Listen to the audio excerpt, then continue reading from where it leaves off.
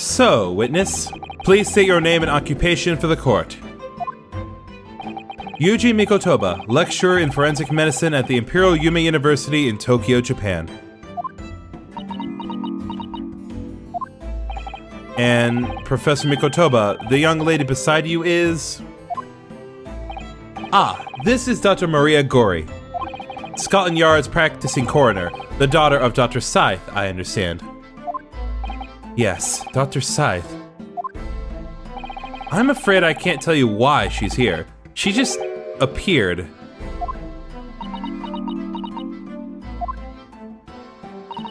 You summoned the strange Japanese man as a witness to that autopsy, but you don't summon Mama. That makes no sense. She was there too. That's about the size of it. I've had her eyes boring into the side of my cheek constantly, whilst I was in the antechamber too.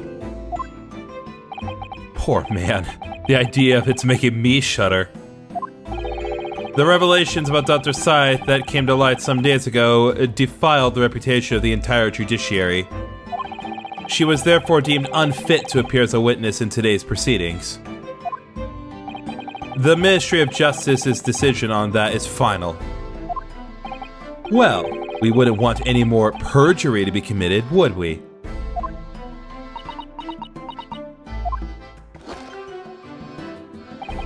The Ministry of Justice?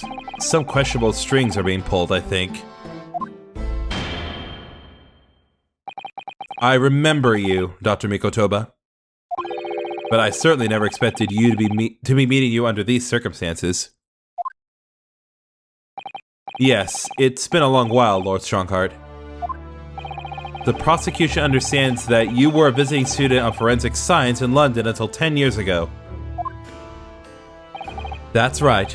I studied under Dr. Wilson at St. Sinners. So you were present at the autopsy of my brother, Lord Clint Van Zieks? I was, yes. I assisted Dr. Wilson with the entire procedure. Mama is far more skilled than any Japanese man. Well, Dr. Wilson asked me to be his primary assistant on that occasion. And this autopsy report was actually penned by you, I believe. Yes, I noted all the doctor's findings, and when we were done, he read through the document and signed it. Poor Mama. As secondary assistant, she wouldn't have had such a good view of all the innards. So, Professor, do you remember Inspector Gregson? Yes, of course. If it wasn't for his insistence, Lord Van Zieks' autopsy never would have happened. But he was absolutely convinced that it would reveal decisive evidence against Genshin, you see. So Lord Strongheart had to entreat the nobility to allow it to take place. Do correct me if I'm wrong, my lord. It was a result of that autopsy that a mass murder was apprehended and justice was done. But Gregson admitted it before he was killed. He admitted that the results of the autopsy were fabricated. You were there at the time, so you must testify. You have an obligation to tell the truth about what really went on. Absolutely. That's precisely why I'm here. And that's why I'm here too. Very well then. You will give your formal testimony now, witness. But before you begin, a word of warning. Oh? You will state truthfully and accurately what you saw and what you heard at the time. I wouldn't dream of doing otherwise, my lord. The moment your testimony verges on superstition, I will expel you from my courtroom. Remember that.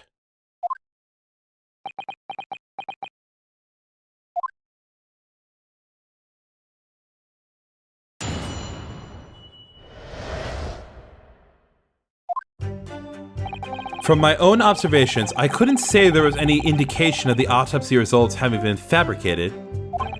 Death resulted from a wound made by a Western-style sword transfixing the heart. That I found a little strange.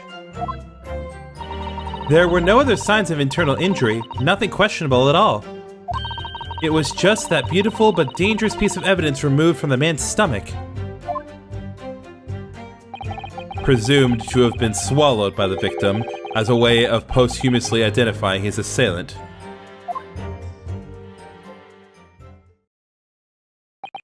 No indication? Nothing to suggest fabrication?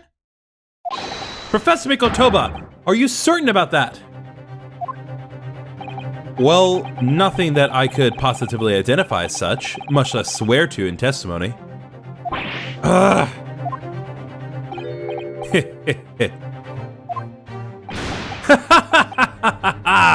Well, that clears things up nicely. The only fabrication here, Asugi, has come from you. What? You claim the inspector confessed just before his death, but that is the fabrication.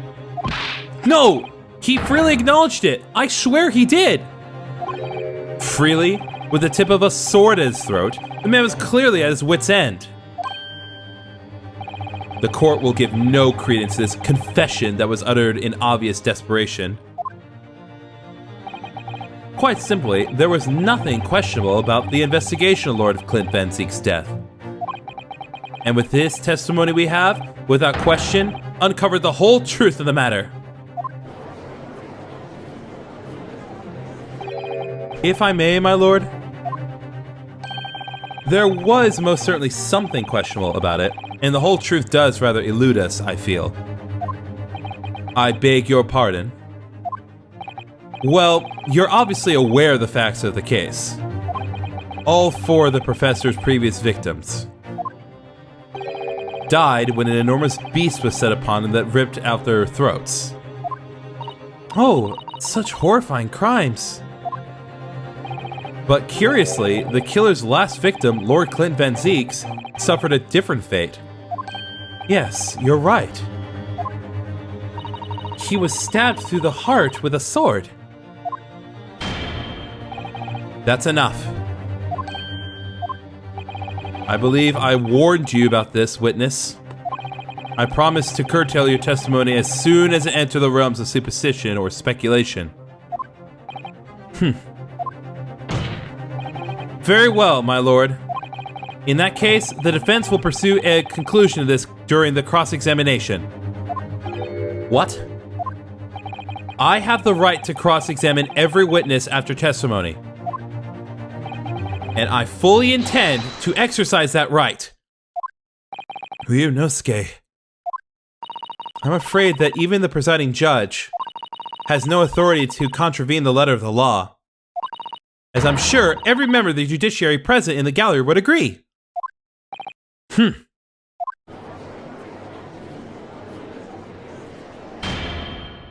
Very well, you may begin, counsel.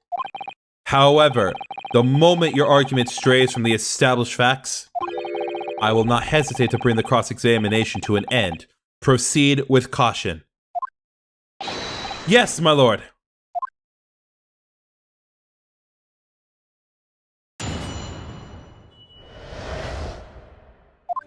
Okay, so, yeah, I was wondering about this too. So, it was just a beautiful piece but dangerous piece of evidence removed from the man's stomach. What is she talking about? Hold it!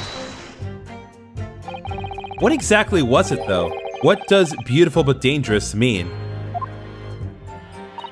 Well, it was sparkly and round with a hole, as if it might slip over a finger, perhaps. It was a ring belonging to Genshin Asugi.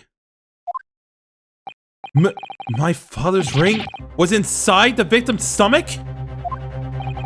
At the time, Genshin wore a large ring on the digitus cordis of his left hand, the fourth, or ring, finger. I'd understood it was a sort of keepsake. When my father left Japan for London 16 years ago, I was 8 years old. But I remember that ring. You do? My father's possessions were sent to our family home in Japan after his death, but the ring wasn't among them. Obviously not. It was a key piece of evidence. It remains under lock and key in the stores at Scotland Yard to this day. After the autopsy, Genshin was summoned by the police to check for the presence of his ring. It wasn't on his hand, of course. Moreover, there were deep abrasions on his finger where it had been pulled off. They arrested the man there and then, right before my eyes. How could they?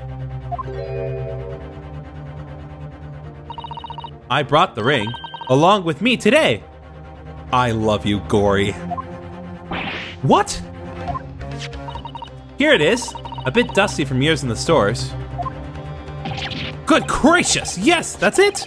I haven't seen that in 10 long years. And that was found inside the victim's stomach?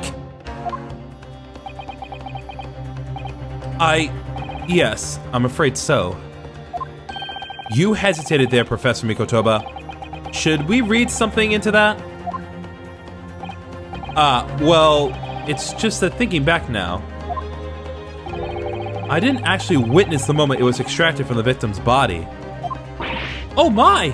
Really? At that precise moment, Dr. Wilson had asked me to fetch him a new scalpel, you see. Dr. Gory, the removal of historic evidence from the stores requires my consent, does it not?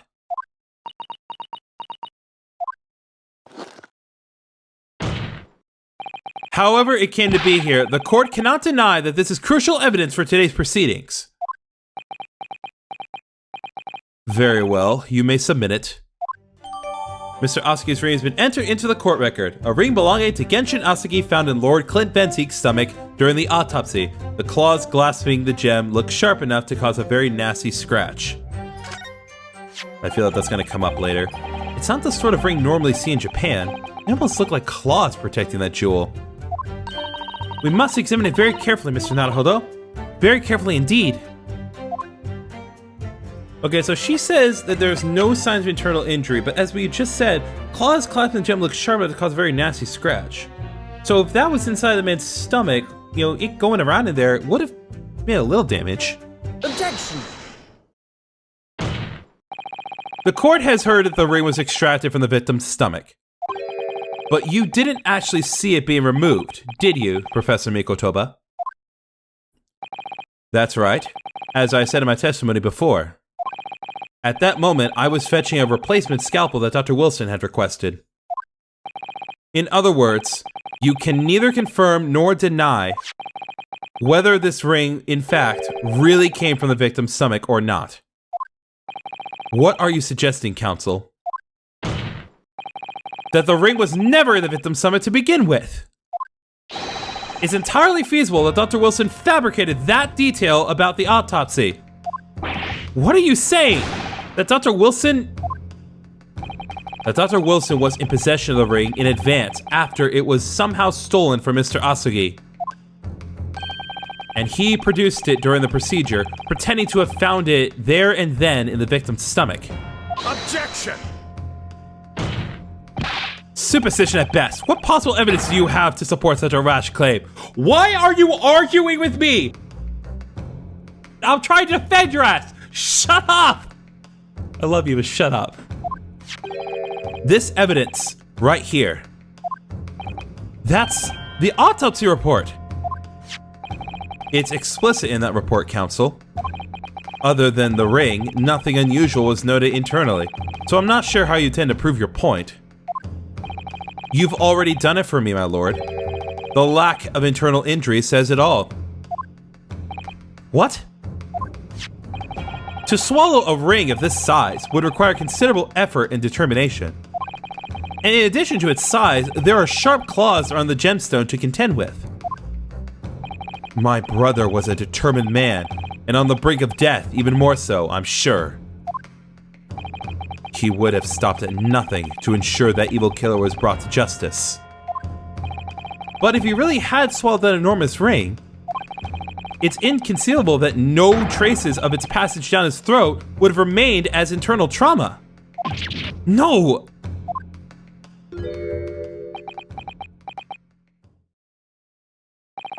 And there you've arrived at the sticking point. That's precisely why I had my doubts about the findings myself 10 years ago.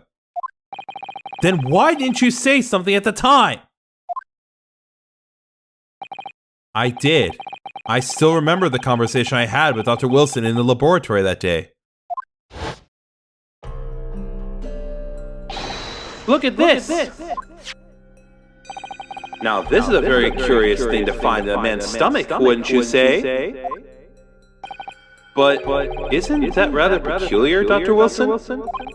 What's that now, Mikotoba? Well, if he swallowed a ring of that size with those sharp metal claws that it has, surely you'd expect to see damage to the throat and esophagus, torn mucous membranes at the very least. Dr. Mikotoba, may I remind you that I have vastly more experience than you. I'm terribly sorry. I can think of plenty of ways to explain why no injuries would be seen. No, let's say this. The victim would appear to have ingested the item as evidence to identify his assailant. Go ahead, write it down.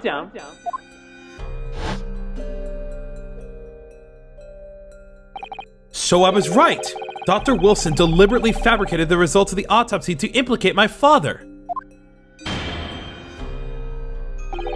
I'm disappointed, counsel. That argument is nothing more than speculation. What? Dr. Wilson was Britain's leading authority on forensic science and autopsy work. There is no scientific basis on which to doubt the man's expert opinion. Pardon the interruption, my lord, but damage to the mucous membranes of the throat is easily identified, even in living subjects. Using a device called an endoscope, recently demonstrated in practical use in France. I want one. The government can pay. I don't think so. And Dr. Gory, rest assured that your removal of evidence from the source without permission will not go unpunished.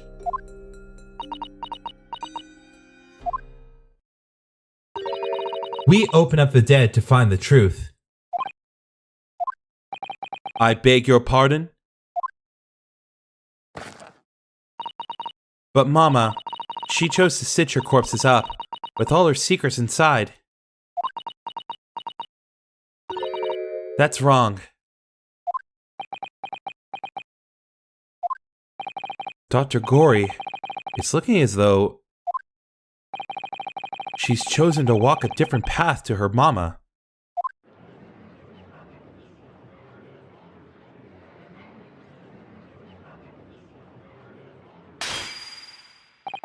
Yes, the ring. What about the ring? I've just remembered something. An earlier incident. What incident? The one I recounted to you before, about a memory I have of Genshin Asuki saving my life. What? My father saved your life?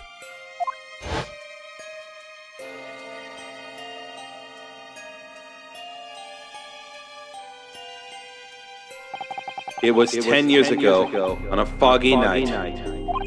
Genshin and I were walking down some back streets at a late hour. All of a sudden... Don't make a peep! You're coming with us! All of our assailants were armed with pistols, their faces obscured by scarves.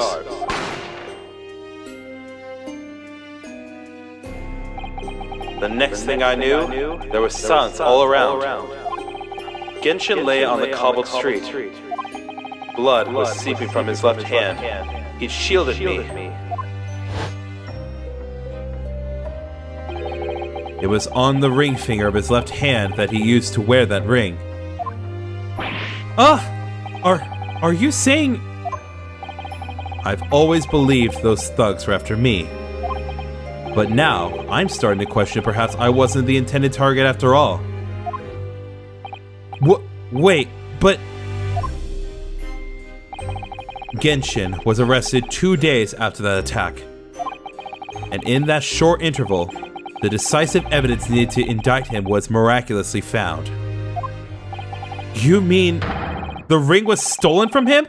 You think that's what those thugs were after that night? Objection!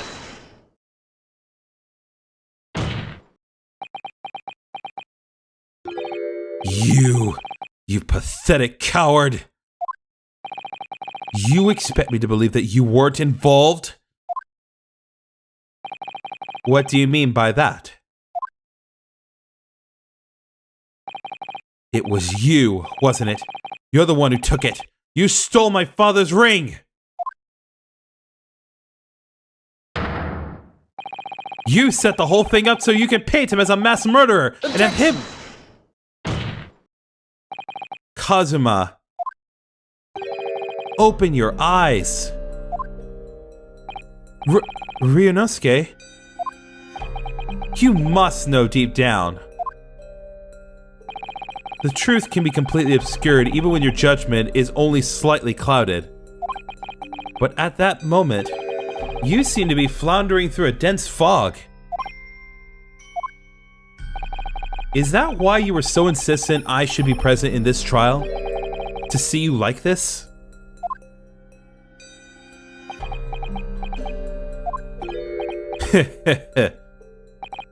Well, this is an amusing spectacle. Shut up. What a grandiose expression on your face, as if you were Lady Justice herself. It seems you've thoroughly convinced yourself of this alleged fabrication of the autopsy results. So much so that you've apparently blind to the blatant contradiction that would be born out of it. What?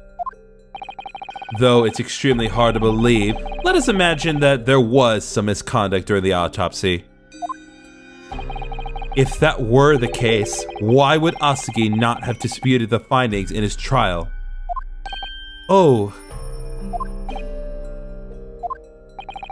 In the closed court hearing 10 years ago, the defendant never once denied the claims against him. Isn't that right, Lord Van Zieks? Yes, that is indeed correct. Upon hearing the verdict of guilty, he merely closed his eyes, quietly accepting the judgment. The actions of a man who has accepted responsibility for his deeds and is resigned to his fate. But then... Oh my, that's very strange. If Mr. Asagi did nothing to oppose the charges against him, then... that would surely mean there was no fabricated evidence. An obvious conclusion at which you should have arrived many minutes ago, Prosecutor Asagi. Your twisted loyalty and clouded judgment are hampering your ability for logical thought.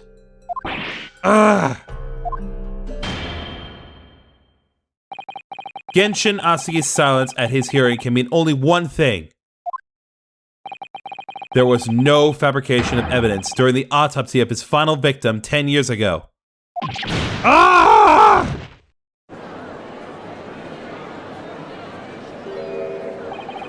But if that autopsy was all above board, there will be nothing to stop Lord Strongheart bringing this trial to an immediate conclusion.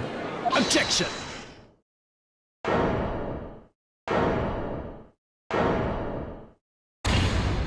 Oh! Thank you, Ryunosuke. If it wasn't for your frank words just now, this trial may very well have ended prematurely. Kazuma? What's this latest absurdity, Counsel? My lord, your reasoning is perfectly sound. But for one giant hole, I beg your pardon? Your claim my father's silence was due to the fact that there was no fabricated evidence. But there's another possible explanation. You've overlooked the possibility that he had a reason for maintaining that silence.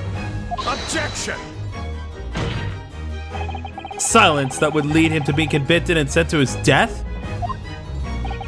If the autopsy results were an invention, there's no conceivable reason why the man wouldn't have protested. I love that pose. Objection! Oh, the results were an invention, all right. There's no question of that. Or are you forgetting that 2 people with a connection to that autopsy have been assassinated? If I force the grievances I feel from my mind, I start to see you in a very different light. I think perhaps it's you who's been living in delusion these 10 years. Me? Kazuma-sama has created one last chance for us here, Mr. Naruhodo. If we can only show there was a reason for his father's silence in his trial. A reason why the man would have said nothing even though he was innocent. Could it have been part of some negotiation, perhaps? Enough rhetoric! The court must be shown evidence. What proof do you have that could possibly explain Asugi's silence in court? So, the dismissal notice that we have here, it proves that the jailbreak could not have been done by one person. So if he was trying to protect another person, that could explain it. Take that! It's true that Genshin Asugi's silence during his trial resulted in his conviction. But that didn't actually lead to his execution. On the contrary, it led to his escape. An escape that was only possible because he'd been sentenced to death. Although I find it hard to believe my father would have negotiated in that way, the defense is correct. A fake execution, falsification of a death certificate, and a jailbreak inside a coffin. Clearly, such an elaborate plan couldn't have been carried out by my father alone. He must have had the help of a collaborator from the judiciary. I have here the dismissal notice of the chief warder who was working in the prison at the time. The notes read, there are indications that the jailbreak was in planning prior to the inmate's incarceration. In other words, there were suggestions of some sort of negotiation between Mr. Asugi and the British government. In exchange for his silence in court, he was given an assurance that he wouldn't be broken out of prison, or that he would be broken out of prison. Yes, with that sort of clandestine agreement in place, I can imagine he would have kept very quiet. I would go further than that, in fact. I would say that the elaborate jailbreak of Mr. Asugi can be explained in no other way.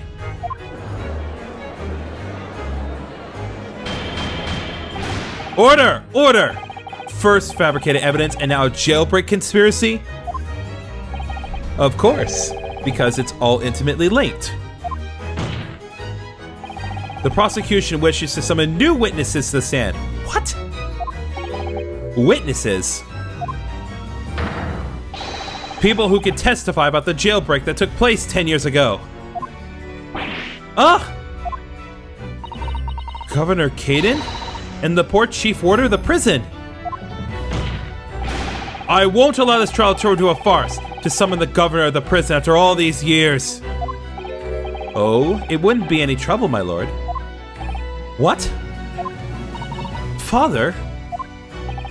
My dear friend may appear a little rattle-pitted at times, but I can assure you he is extremely thorough. He wired both Barclay and the local prison earlier, asking Governor Caden and Mr. Vigil to attend the Old Bailey as a matter of extreme urgency. Mr. Sholmes did that? Are you telling me that both men are, unless I'm much mistaken, waiting just outside the courtroom at this very moment? Herlock Sholmes, you brilliant man! God, I love you right now. You've earned your points back. My lord, you must permit this trial to proceed as you declared at its outset. You promised that we would stop at nothing to uncover the whole truth behind these disturbing findings. Very well. Bring in the witnesses. Make no mistake, I too would like nothing more than to lay this business to rest once and for all.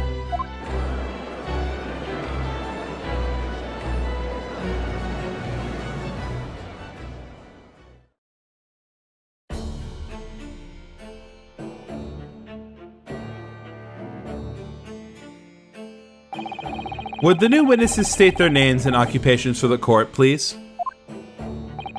Aye. Barry Caden, Governor of Barclay Prison. Everyone call... Unless you're the persona, if you don't mind. I'm sorry I didn't read that, but I was not ready for that at all. Come on! Oh, I do beg your pardon. Of course. God, I love you. My name is Daily Vigil. I used to be the chief warden at Barclay Prison. The reason you've been summoned here to court today is to testify about the jailbreak of the so-called professor 10 years ago. Losh! Professor? We've already been through all this before, a decade ago! And the conclusion was that there was anything untoward happened. A convict escaped from your prison, Governor. Hardly what you call nothing untoward. Ah, well... The convict's death certificate was somehow falsified after he was allegedly executed. And he escaped the prison inside his own coffin. A plan of that complexity could never have been carried out without the help of somebody of influence inside the prison. Governor Caden, don't imagine that the passage of time will afford you any protection. If it turns out that you were involved in the plot to break Mr. Osuki out of your prison, then of course, the consequences will be very serious. In all likelihood, a capital punishment. Guts! Hold on there, laddie. All I do is... Witness, Governor Caden. I sir. You have a critical role to play in the public safety of our country, a great responsibility to shoulder. The significance of your testimony in court cannot be understated. Therefore, think carefully before you speak. And Prosecutor Osugi, if you threaten the witness again, you will be held in contempt of court. But Van Zieks does that all the time. My apologies, my lord. There's no disputing the fact that an intricate jailbreak plot was enacted 10 years ago. Clearly, you were both involved in some way. So you will testify before the court now and explain exactly what took place. Very well. Let the witnesses give their formal testimony. Tell the court everything you know of the plot to break Osugi out of Barclay 10 years ago.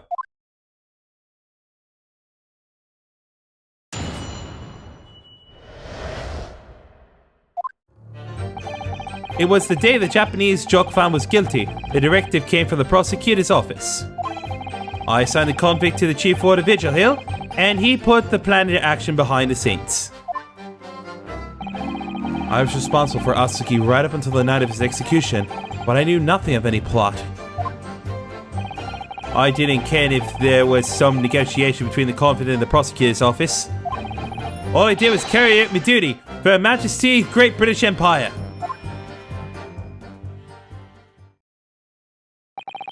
A directive from the prosecutor's office? Are you saying that was the jailbreak plot? Aye, that's right. Who sent it? Who authorized that plan? I didn't ken that. You're saying you don't know? Listen, there was a thing about the professor case that wasn't unusual in some way. I didn't ask any questions, I just did what I was told to do. More than that, I couldn't tell you. I see.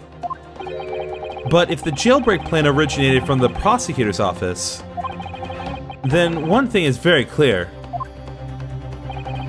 As suspected, there were clandestine dealings going on between Mr. Osugi and that office. The jailbreak was promised in exchange for Mr. Osugi admitting to crimes he didn't commit.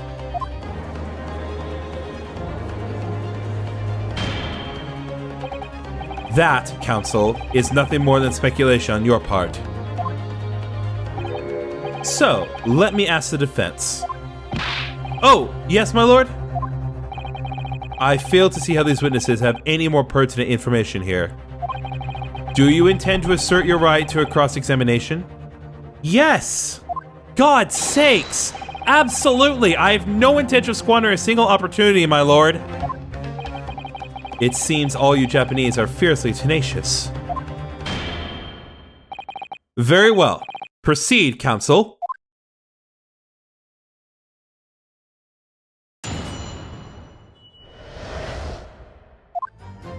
Okay, all I did was carry out my duty for Her Majesty's Great British Empire. I want to get some clarification on what that duty was. Hold it! Did you carry out the plan in its entirety? Aye, I did everything I could at the time. As you know, Genshin Asuki was shot dead in Lowgate Cemetery after the escape. Tell me, was that part of the plan too? My instruction was to do with getting the Duke out of the jail and nothing more. I can't tell you anything about what happened after that. Only, personally, I believe his death was the last part of the plan. Oh, hello. Time to pursue a very delicate man. Excuse me. Mr. Vigil, is something wrong? Please don't scream again. Yes, sir. What can I do for you, sir? He's saluting now? What is it? Some sort of Barclay convention? What Governor Kaden was just saying seemed to upset you. Did it bring something to mind, perhaps?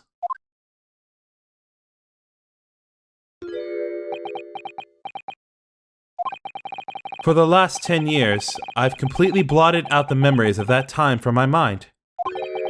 I was betrayed by my superiors in the name of my country. Just as my father was betrayed, it seems.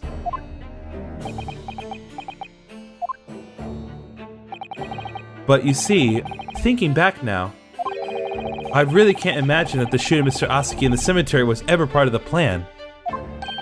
What makes you think that? Well, it just doesn't make sense, does it? To make the man admit to crimes he didn't commit with the promise of a jailbreak only to kill him in the end? That's treachery of the worst kind.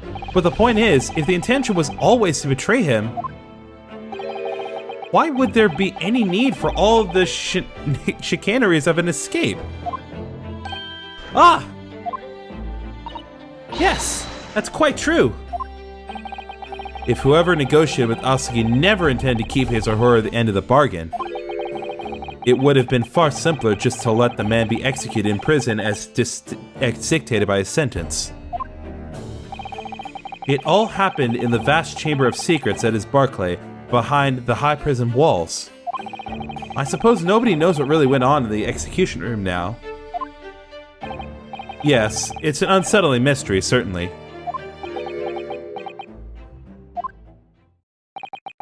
Truth be told, there's a wee matter that's never quite made sense to me.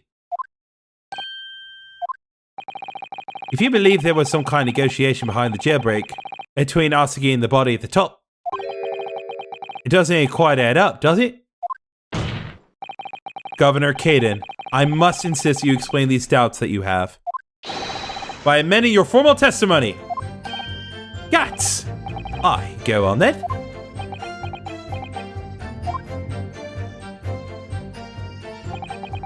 It seems to me that the Japanese fellow didn't have nothing to bargain with. No, he had one thing. We know what he had, if I can find it. I have so many things. Asuki papers! Confessing under oath to murders he didn't commit on a verbal assurance of later being broken out of prison. Genshin Asuki was taking an incredibly risky gamble. Very true. There was nothing to stop the British breaking their word and executing him behind closed doors anyway.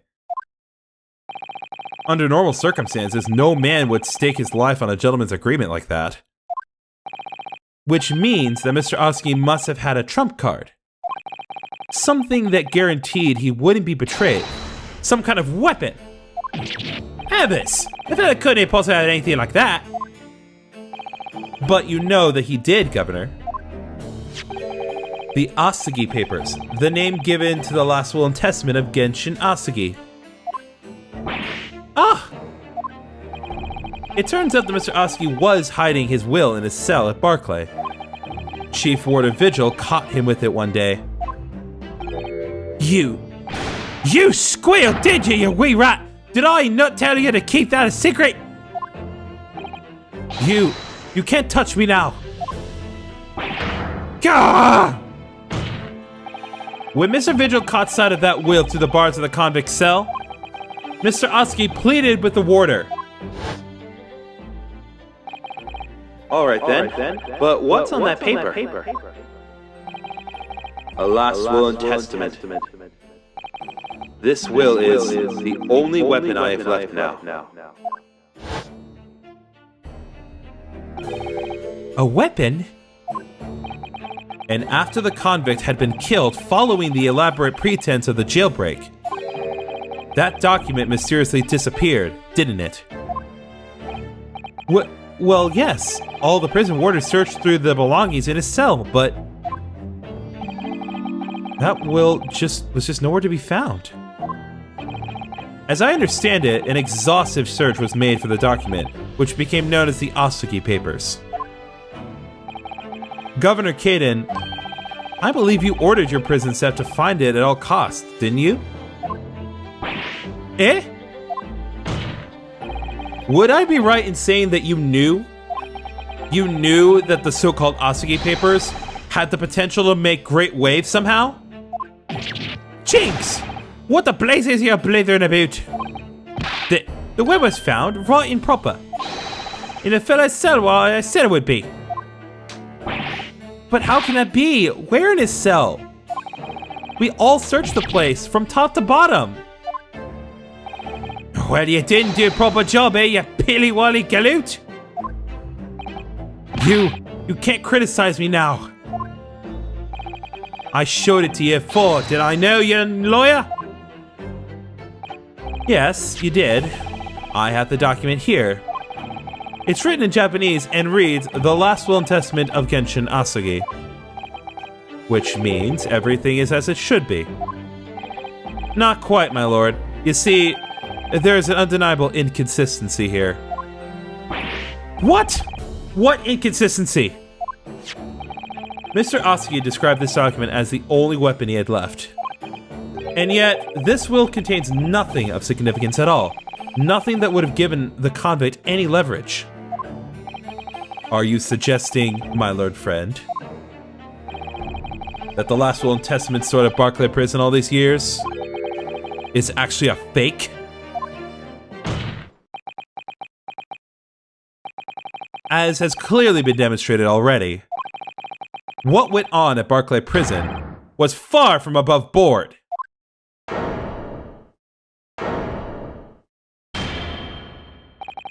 That last vilification by the defense was an affront to the entire British legal system.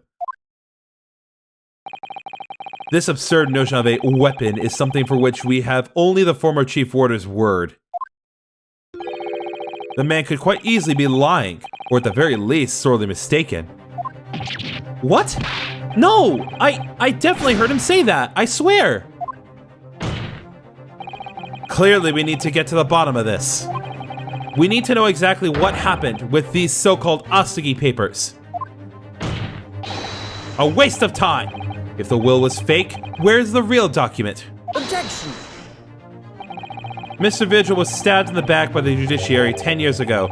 He lost everything, very nearly his own life. And now you're going to do it again. You're ready to brand him a liar and turn your back on him without even letting him defend himself. It's clear that Barclay Prison is hiding something. It's clear that the jailbreak was masterminded by somebody in the prosecutor's office. It's clear that some illicit negotiations took place. Is your lordship just going to gloss over these obvious facts? What did you say? We should hear more from the Chief Warder. Have him testify again. The trial must go on. The man's voice must be heard. It would seem that a vocal few here are utterly blind to the truth. Very well then, let the witness testify again. Tell the court precisely what you think you saw of the convict's last will and testament. Yes, sir, my lord. Come on, Vigil. You got this, buddy. I know you can do it. As the warder responsible for condemned convicts, I attended to Mr. Asagi and kept watch over his cell. The night after he was found guilty in court, he was doing something with that will in his cell. We turned the cell inside out looking for it after the execution, but to no avail. I only found it about the Asagi papers when a directive came telling me to impound them. The document was in the folds of a fellow's robe that was left in his cell. A kimono, I think it's called.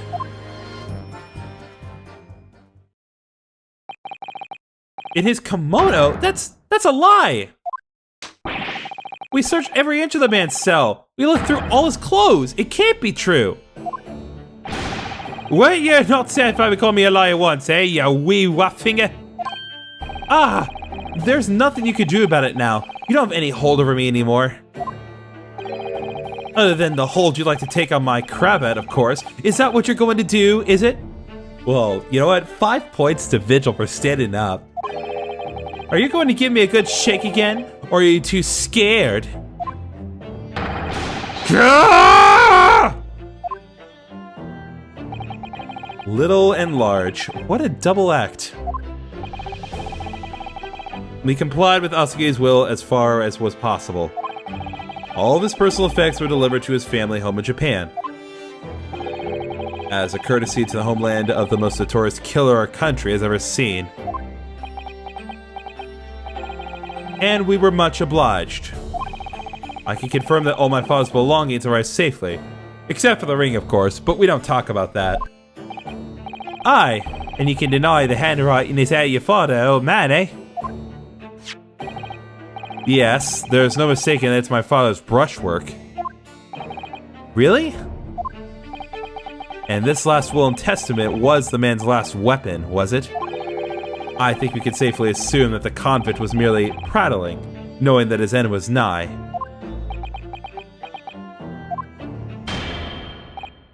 So, counsel for the defense, your cross-examination, please. Oh, so now you want us to cross-examine him. Okay. Yes, my lord. I think he's just kind of given up on trying to convince us not to cross-examine him because he realizes that is a waste of time. Okay, we need to talk about the whole kimono thing because I'm not buying that at all. Hold it! In Mr. Asagi's kimono? Aye, the one he had brought with him when he was locked up. Yes, he was permitted to have his personal effects with him during his incarceration, I understand. That's right. He was granted as much freedom as possible during the last few days before his execution. Indeed, he had a number of items of personal significance, I remember. He was very reluctant to part with them. Some books, that kimono, his sword. How is this sword allowed? His sword? Kazuma, the famous sword of the Asagi clan. It bears the soul of my family. I don't doubt it, but I wasn't really getting at that. Forgetting being the soul of the clan, could the man have had a more obvious weapon? Have some respect, Ryunosuke. Respectful silence? The warders can carry firearms at all times, and the inmates have shackles around their ankles. He couldn't have hurt anybody with that thing.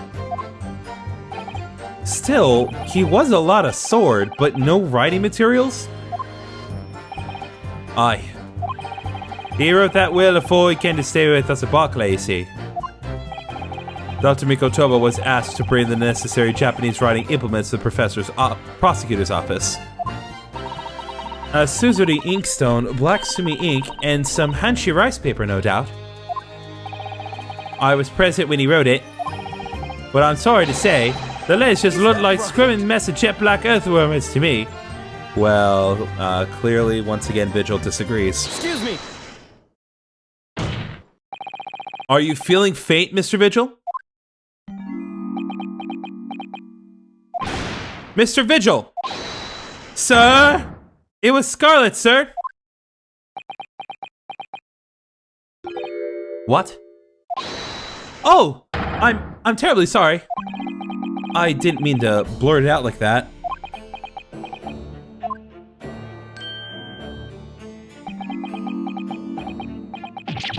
Less swaying and more explaining would be helpful. Is it something about the testimony we just heard? Have you recalled something of importance? Something of importance? Possibly, or possibly not. I'm unable to tell which way he's leaning, I'm afraid. My lord, the defense asked Mr. Vigil be permitted to supplement his testimony with this possibly or possibly not important detail. Permission granted.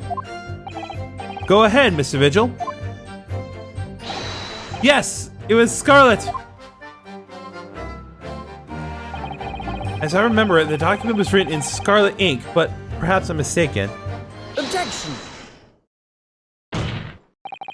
Scarlet-colored writing is what you said you thought you saw, Mr. Vigil. And I believe that's exactly what you did see. What? Heavens again! You've no evidence to say that! Have a look at this report. That's my brother's autopsy report.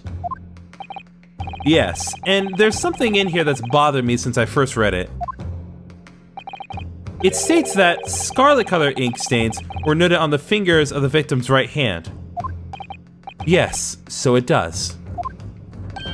You said scarlet ink? Now, I'm not familiar with the habits of the British aristocracy, I freely admit. But I would hazard a guess that they don't go all around with ink stains on their fingertips, do they? Your wit is not appreciated. My brother was a well-bred and fastidious man. Should ink have sullied his fingertips, he would have cleaned them immediately. What is your point, counsel? My point is this. Whatever Lord Clint Van Zieks was writing in that unusually colored ink, it must have been directly before his death. Because he died before he had the opportunity to clean his hand. What? I remember something troubled me at the time. At the scene, the lid of my brother's inkwell was open. But Clint was punctilious about such things. It seemed unusual. And no document penned in the color of the ink that was in the inkwell was ever found. So the document had disappeared. Are you suggesting that the document my father had in his hand that night in his cell was the same document that Lord Clint Van Zieks was writing moments before his death? Then it was... If Mr. Vigil's testimony is to be believed, it can only mean that, yes. Mr. Vigil! Sir? When you spotted Mr. Oski with the document in his cell, his precise words were as follows, were they not? All right then, but what's on that paper? A last will and testament. This will is the only weapon I have left now.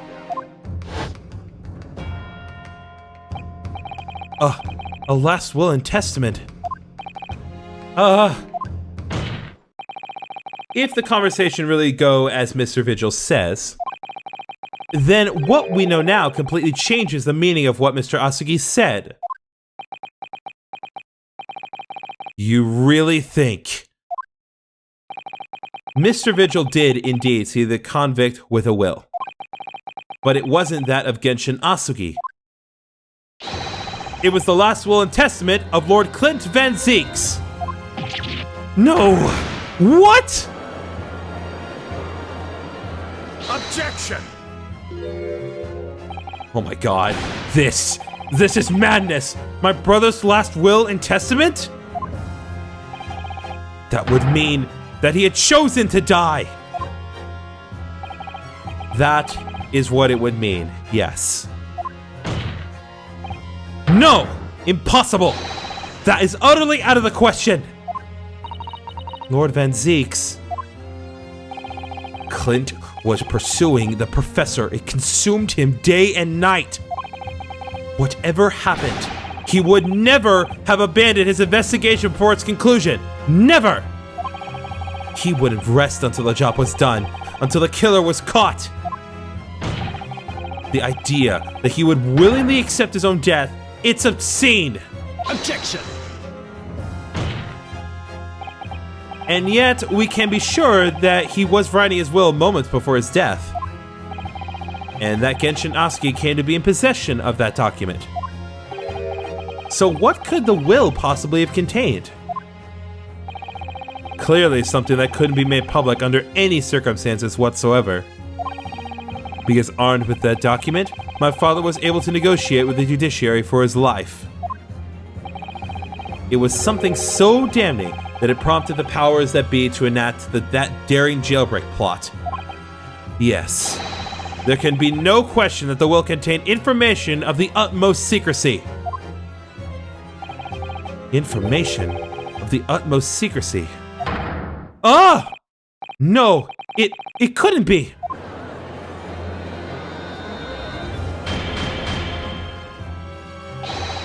I've heard more than enough. Pursuing this notion of a phantom will nobody can attest to having seen serves absolutely no purpose. Objection! No, my lord. That's unacceptable. What did you say, counsel? The last will and testament that Genshin Asuki had in his possession was that of Lord Clint Van Zieks. All the testimony and evidence presented to the court has logically led us to that as a possibility. We have a duty to pursue the line of reasoning to its conclusion. But with no possible means of knowing the contents of the document, there is no line of reasoning to pursue.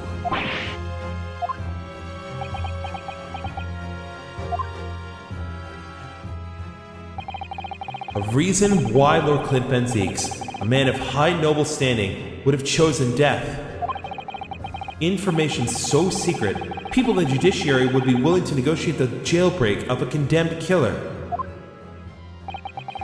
The only explanation that fits those facts is an unthinkable truth that turns absolutely everything on its head.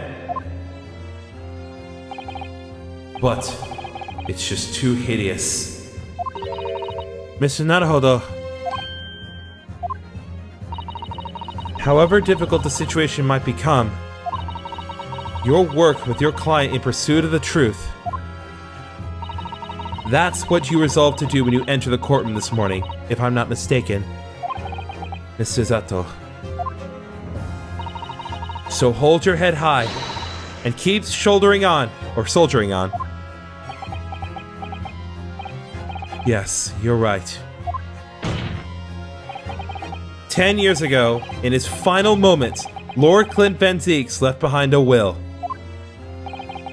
A will that Genshin Asuki was able to use as a weapon to negotiate his escape from prison. In all probability, the details in the will were related to the professor case. The defense's last statement is mere conjecture. What are you getting at, man? Ryunosuke? As soon as these words come out of my mouth, there's no going back. I believe that the last will and testament of Lord Clint Van Zieks was in fact a confession. It has to be that.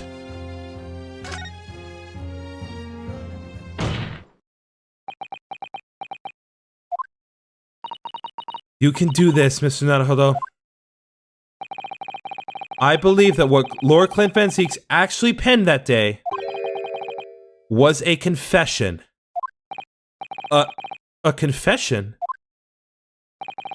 Regarding the mass murderer known as the Professor and his true identity. Objection! Enough, counsel. What are you saying? Do you even realize? A confession about the true identity of the Professor? That would mean...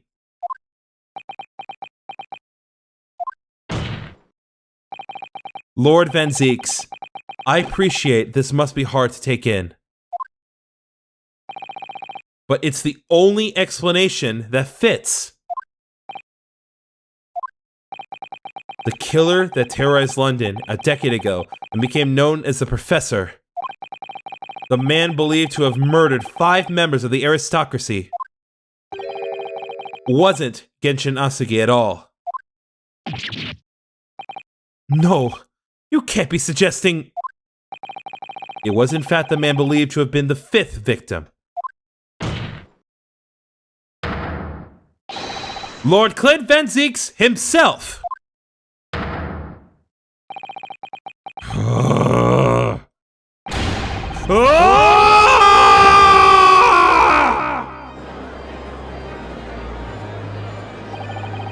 It's finally open, is it? Pandora's box. The Great Van Zieks family, they've been thoroughbreds of British judiciary for years. And Lord Clint Van Zieks, he was a paragon of justice in the capital. But he was actually a mass murderer, a perpetrator of aristocracy of the vilest nature. If the general public ever found out, law and order in this country would be gone. My brother. Oh, this is too awful. Poor Lord Van Zieks. I wonder, though, did he never suspect? Mr. Naruhodo? Lord Barrett Van Zieks is a brilliant prosecutor. Is it conceivable that he didn't realize what his older brother really was? Order! Order! Order in the court! Lord Van Zieks. The professor made use of an enormous hound as his murder weapon. Tell me, did your brother own a dog?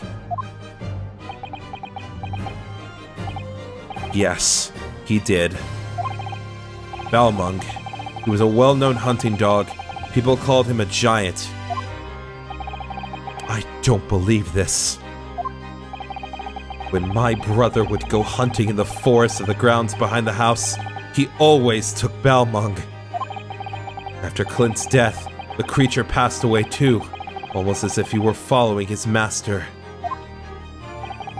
He was a magnificent hunting dog, worthy of the jewel-studded collar around his neck. Oh my god.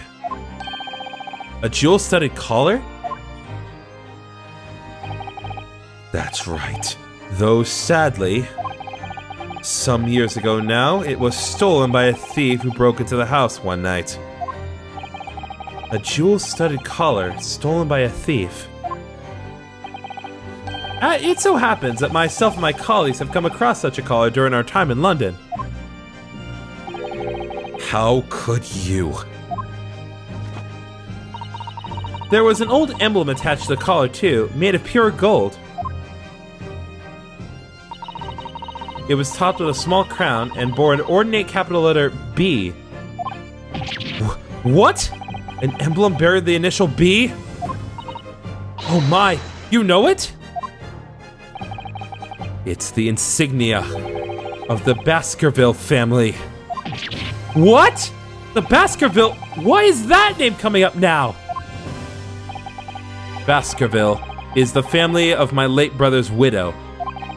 That pure gold emblem was an heirloom which Clint acquired upon their marriage. There can be no doubt then, the collar you've described was Balmung's. The family insignia of Lord Clint Van Zieks' widow. There was a considerable amount of blood on the collar when we saw it. Since we know the dog was used for hunting, it could have been from its quarry, of course. But it could equally have been from human prey. So it is true then? Clint Van Zieks really was the professor? Impossible! These Japanese are making it all up to... So in fact, the person responsible for these murders of nobles and royals was a noble himself. And that threatened to be an enormous scandal that would irrevocably destabilize British society. My father knew that, and was using it to negotiate his way out of the unjust charges brought against him. But at the very last hour, Those he had bargained with betrayed him, slaying him mercilessly on foreign soil.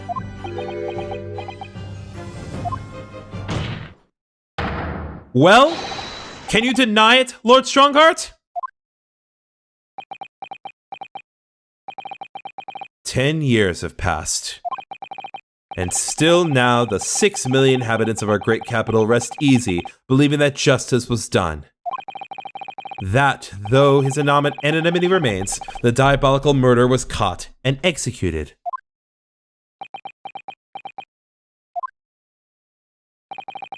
Very well then, you may have the truth.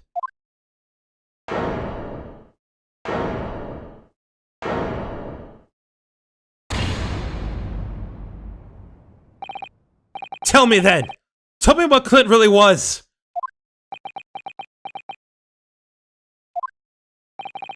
Lord Clint Van Zieks was too pure of heart. When he became a prosecutor and went in pursuit of the black roots of crime, he drove himself into a corner. He came to the uncomfortable realization that to fight the most fiendish of criminals requires one to become even more fiendish oneself.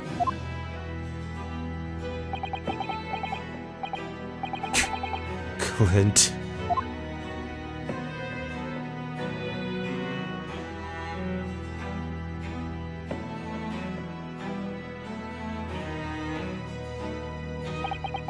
The 19th century was a truly miraculous 100 years for Great Britain, and indeed the whole world. New industry, new technology, and with the birth of the Metropolitan Police Service, new law and order. But these dazzling new developments meant ever deeper shadows were cast on society. Water sullied by factories, air thick with noxious fumes, and crime growing daily to fill the darkness. Lord Clint Van Zieks made it his mission to combat that darkness. But as time went on, it slowly ate at his soul, until eventually he was consumed. It's ironic, really, and somewhat surprising, that the truth has once again been unearthed. By a Japanese. Once again? What do you mean? Your father figured it out, dude. That's obvious. 10 years ago, your father, Genshin Asagi, turned up at my office one night.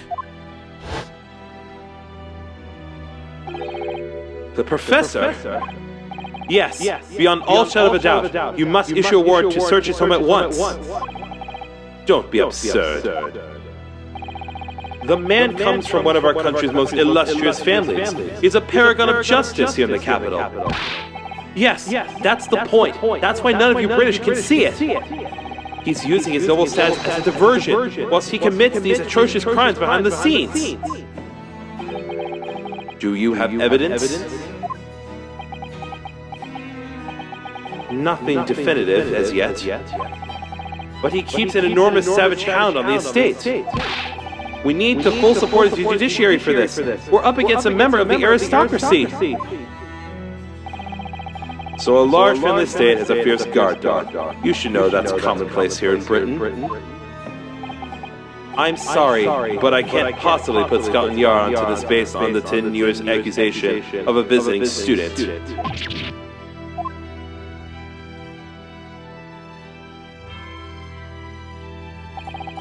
So I turned down Asagi's plea.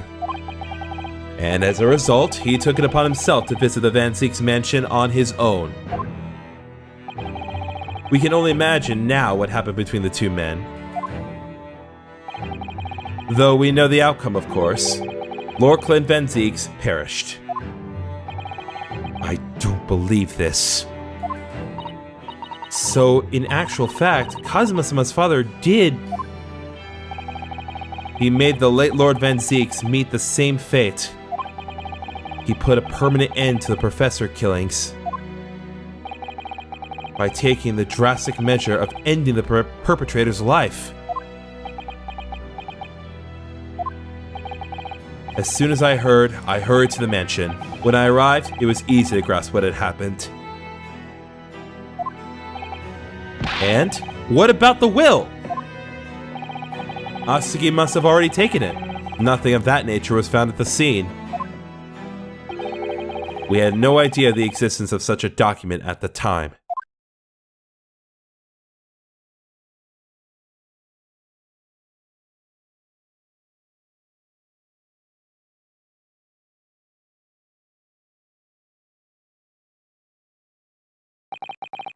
I was the only person who knew of the true identity of the professor. So, I resolved to keep it a secret and to guard the secret to the bitter end. So you're admitting to it? That you were behind it all? It was you, then, who pinned the crimes on my father! I did what needed to be done in order to protect the law and order of the British Empire. Even if that meant employing an unforgivable ruse. Then it was you who arranged this fabricated evidence!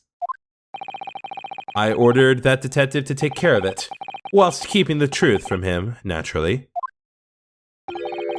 Gregson? Obviously, he opposed me at first.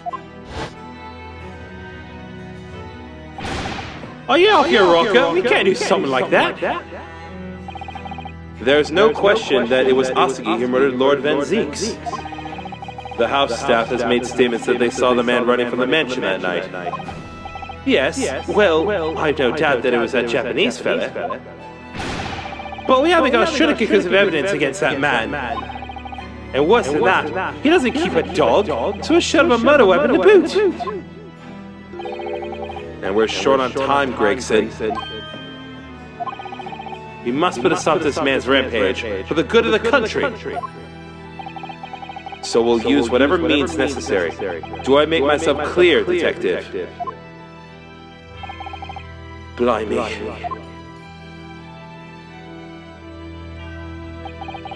So that night, 10 years ago, when I was attacked by those thugs in the back streets, and Genshin's ring was taken, that was him, was it? That was Gregson and some hired help? Then the detective handed the stolen ring to Dr. Wilson, who feigned its discovery from the victim's stomach during the autopsy. And in the light of that decisive evidence, Mr. Asugi was found guilty of the charges brought against him. However, behind the scenes, he had actually already struck a deal with his accusers, in which he agreed to silently accept the charges. But I just don't believe that part. As far as I knew the man, my father despised such underhanded dealings. It was extremely easy to make him comply. You see, he had one crippling weakness. What weakness? Isn't it obvious? You, Kazuma Asugi. Me?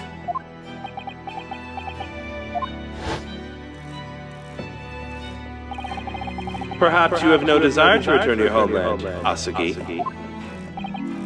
What? Though I hear you have a 14-year-old son. Agree to cooperate and accept your guilt without contention. And you will see Japan and your son again. You scoundrel! Whether you choose wisely or not, it will be a closed trial by order of Her Majesty. So whatever rash claims you might make in court will have no trouble in stifling them. There's only one outcome for you, Asugi, the gallows. Don't forget that I still have a weapon at my disposal. A document revealing a truth that I know you're desperate to keep hidden. Yes, it hadn't escaped my mind, which is the only reason I'm willing to bargain with you. I only want to protect this country's law and order. You understand? So, what's it to be, Asugi?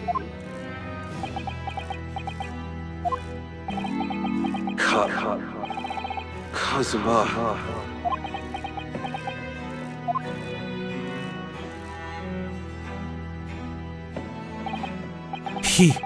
He did it for me.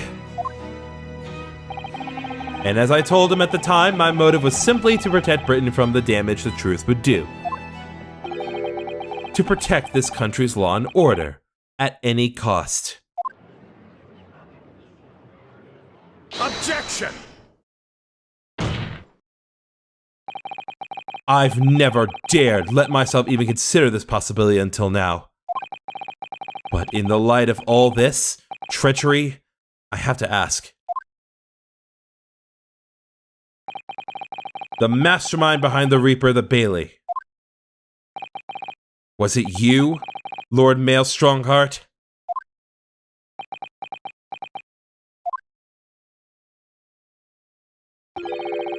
A rather brilliant idea, wouldn't you say, Lord Beric Van Zieks? That the spirit of your late brother, that paragon of justice, should return to reap justice for his sibling.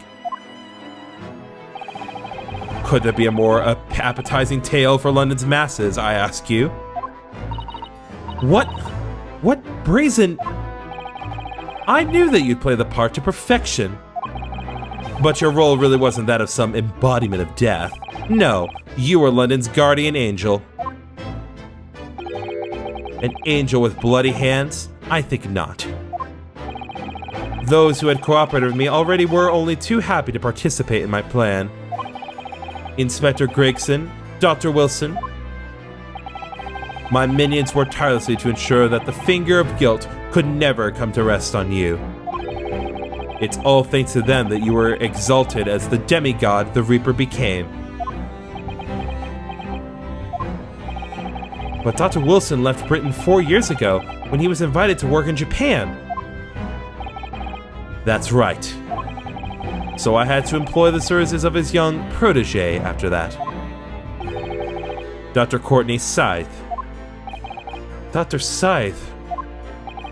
So what with the execution of the Professor and the subsequent reign of the Reaper the Bailey, I successfully safeguarded law and order in our mighty capital for the past decade. That is everything. It's not everything. One other thing to work out. My lords, ladies, and gentlemen, I do hereby confess, it was I who sired the concept of the Reaper. However, let me say in my defense, it was all for the preservation of law and order across the entire empire. Lord Strongheart did it? An unforgivable collection of crimes, but still, all those who died at the Reaper's hand were rotten to the core anyway. If it was all in the aid of keeping London safe... There is no one left now who can reveal the precise truth of what happened 10 years ago. Therefore, this trial can go no further. Now, I would like to entreat all those present, beyond these four walls, nobody need know the truth. Even Her Majesty must be protected from this. I trust you all appreciate the importance of my request. It is, of course, for the good of the country. Can he do this? Can the trial really end now? Hold it!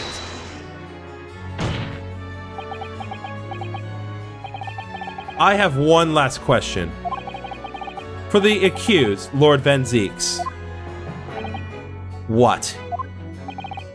Of course, I know that you're a highly accomplished prosecutor. So I find it hard to believe that you didn't have any doubts at all. That you never suspected your older brother. Yes, the same thought occurred to me.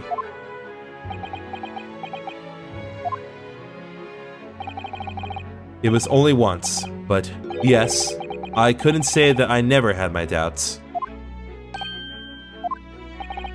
My brother's sense of justice was extremely strong, perhaps too strong, I observed. At that time, there were members of the aristocracy who were bleeding the country dry for their own gain.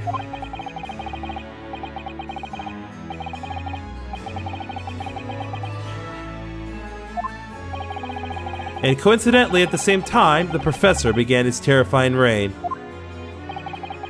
During the time of the professor killings, my brother did not appear to be himself. And that made you suspect. Yes. But it was only once, not more. Only once? Really? Clint wasn't the culprit. That was my conclusion at the time. And I still believe that now. Do you have any evidence to support that idea? The third victim was the Lord Chief Justice at the time. It was he who had recognized my brother's potential and trained him as a prosecutor. No matter what the circumstances, it's unthinkable that my brother could have killed his friend and mentor.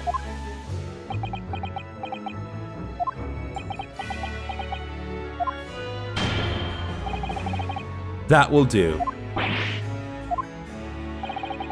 Neither Clint Van Zieks nor Genshin Asugi will walk this earth. However much we debate this matter now, we cannot hope to reach a conclusion. But there are only two extant pieces of evidence from the time.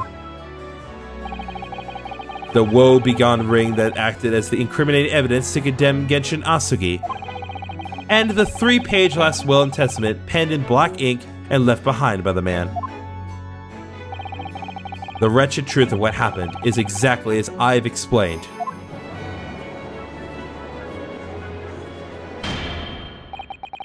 Later today, I will present myself at the Ministry of Justice for whatever sanction is deemed appropriate. That is all. Court is adjourned. Objection!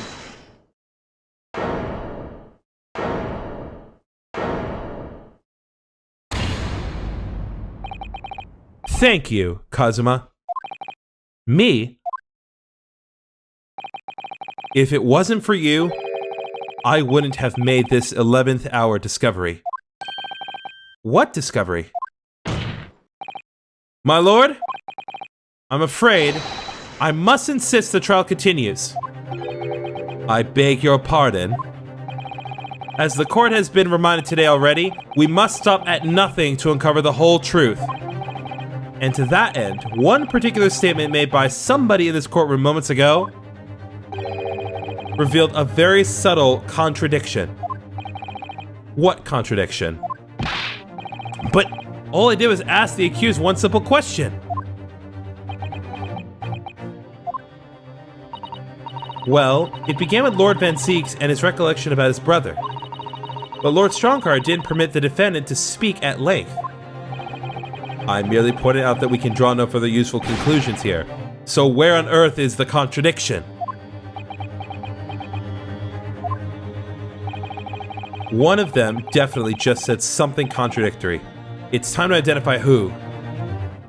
It was Lord Strongheart. It was Lord Strongheart, I'm sure of it. Something he said was slightly off. Come on, Ryunosuke. Think back over his words. Find the problem. Neither Clint Van Zieks nor Genshin Asugi still walk this earth. However much we debate this matter now, we cannot hope to reach a conclusion.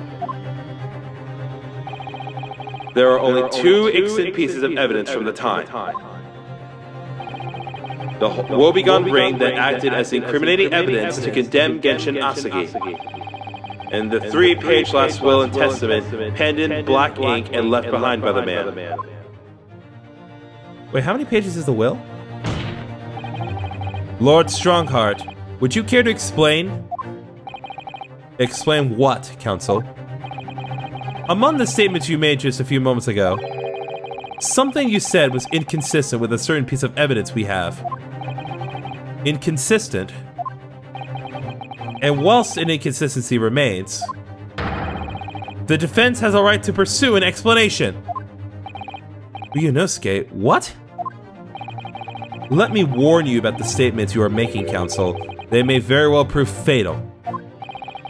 You claim my words contain a contradiction. With which piece of evidence, I ask you? Yeah, there are only 2 pages. But he said 3.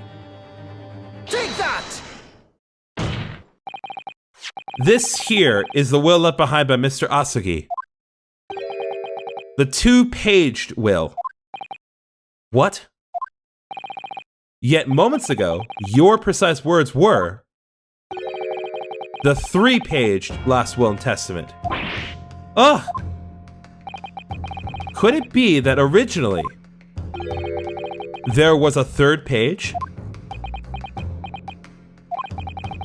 For a moment, I thought perhaps you'd identify something worthwhile, but it's a mere trifle, I see. A trifle? Governor Caden! Eh? What can I do for you, sir? You were present when the Japanese man penned his last will and testament. I was there for sure. I remember the black wear-him like scrolls to this day.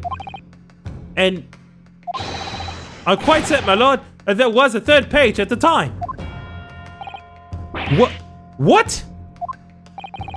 Only the first 2 pages were the actual will, though. If I mind correctly, the 3rd was a message to his lad back in Japan. For legal purposes, we required only his will.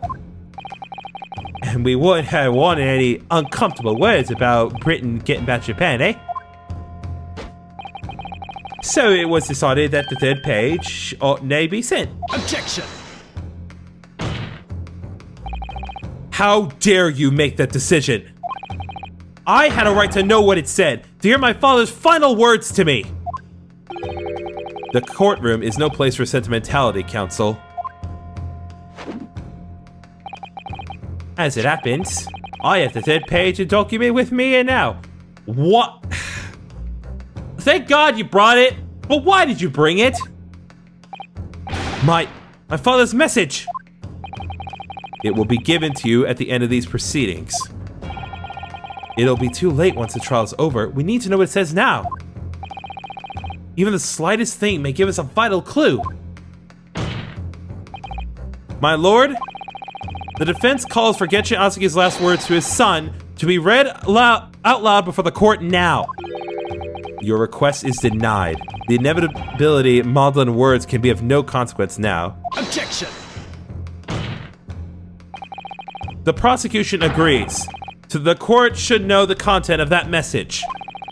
Every possible piece of evidence must be thoroughly examined.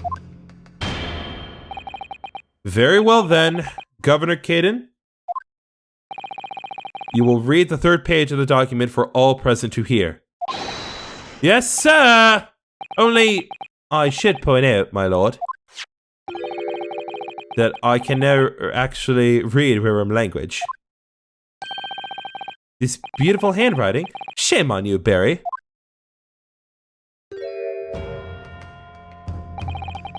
If I could be of assistance here, I would be happy to translate the words in English for the court. Father! You're still here, are you, Dr. Mikotoba? He does have the right to be here. Naturally. I consider myself a member of the judiciary, albeit a lowly one. But perhaps I should quietly withdraw after I've translated Genshin's message. Your cooperation is much appreciated.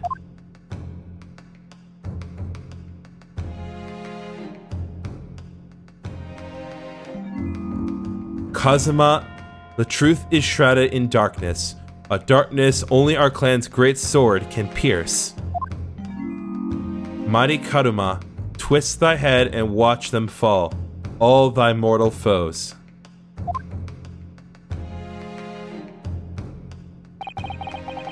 That's the end of the message, it would seem. A haiku poem?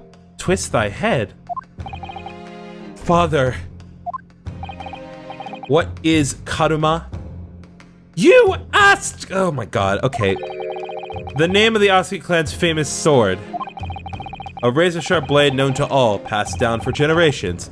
It embodies the Japanese spirit. It's not known to me. It's the katana sword that was submitted as evidence earlier in these proceedings. The one worn by the prosecution counsel when he confronted Inspector Gregson. The details of the Asugi papers have been updated in the court record. It seems there was a 3rd page to it.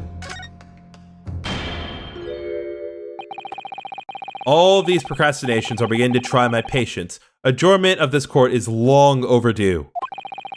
As the presiding judge, I've been accommodating as possible of the will of the courtroom.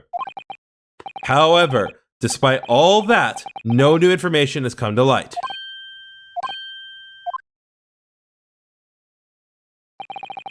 In pursuit of justice, Lord Clint Van Zieks tragically lost all sense of morality.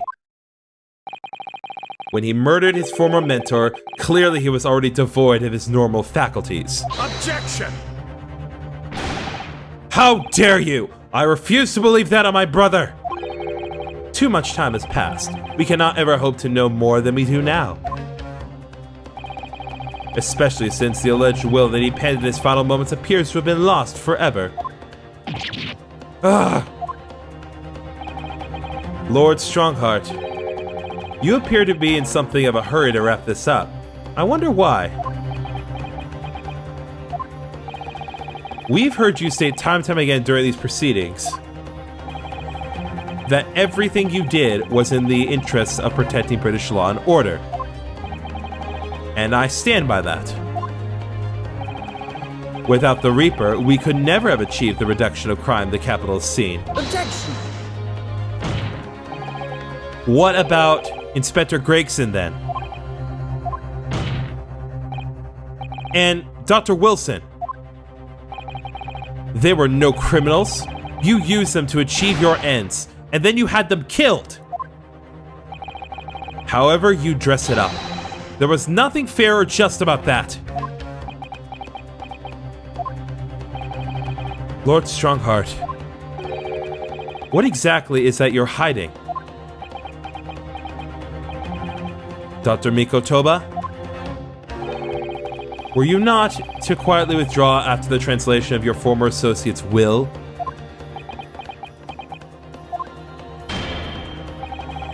In this courtroom, no argument carries weight unless it is supported by evidence.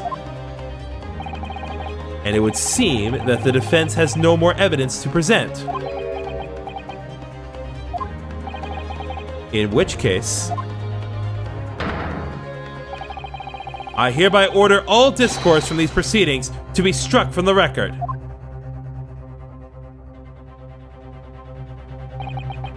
This is my last chance. Mr. Naruhodo, I have to present some decisive evidence now, or it's all over. But can I? Well, I'd rather present evidence. Wait, my lord.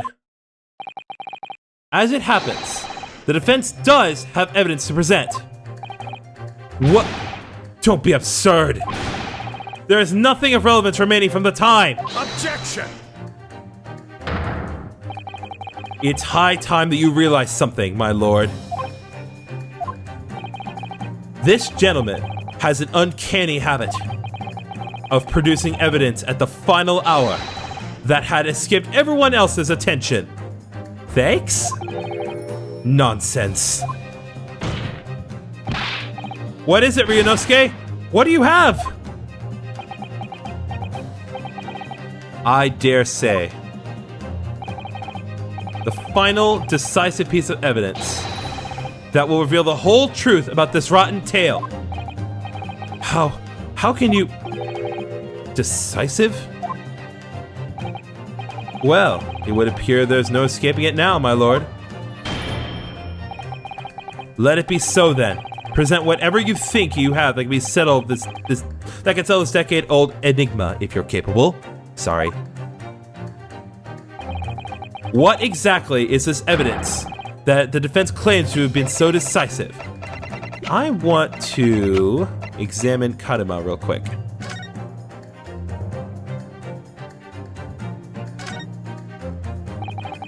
Mighty Kazuma, twist thy head and watch them fall, all thy mortal foes. That's the proper way to use the sword, is it? Maybe I should try it. It hurts my neck, that's the trouble.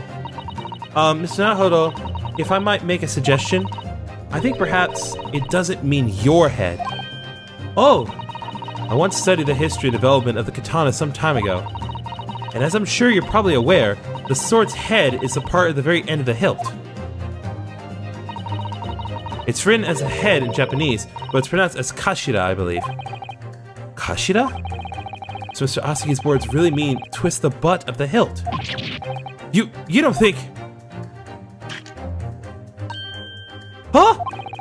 Look what's inside it! Is that a tightly wound sheet of parchment? Scarlet ink? It's written in scarlet ink! I penned this, my last will and testament, in the final moments before my inevitable and willing death. This is it, isn't it? Mr. Nahodo, look at the signature at the end. Clint Van Zieks. And the date, 10 years ago, on that fateful night. So for 10 years, it's been silently concealed inside Kazuma and nobody knew. The last will and testament of Lord Clint Van Zieks. Wait, oh my goodness. Look at this. This is unbelievable. Clint Van Zieks' will has been entered to the court record. The last will and testament of Lord Clint Van Zieks has been entered inside the Great Sword Kazuma for years. A trump card left behind by Genshin Asugi. Alright. Let's just, well, we can't examine it, so... Present! There is a single piece of evidence that can clarify what really happened 10 years ago.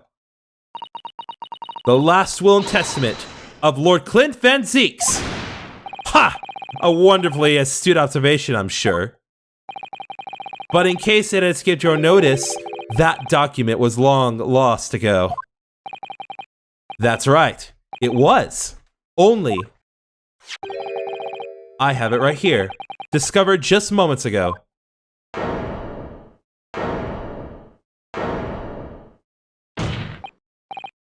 Impossible! That can't be! Everything that's happened comes back to this will. This document is the key that will unlock the entire mystery! Now we've gotten him. My brother's last will and testament. Where did you find that? It was rolled up inside this. Inside Kazuma? That ultimate weapon Genshi Asugi obtained has lain undisturbed in the hilt of this sword all these years. Just waiting for the right time to emerge and reveal the truth. The signature and seal certainly look official. My God, it's true. It's my brother's handwriting. There could be no mistake.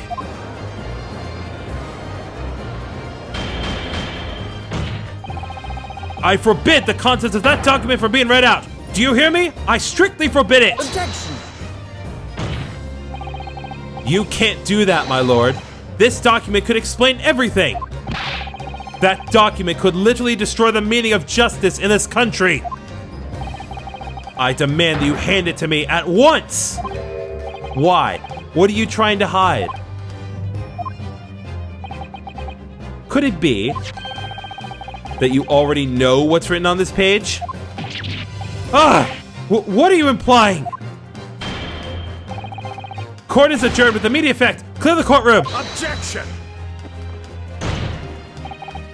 Do that, my lord, and you'll suffer a fatal blow as Lord Chief Justice. I beg your pardon?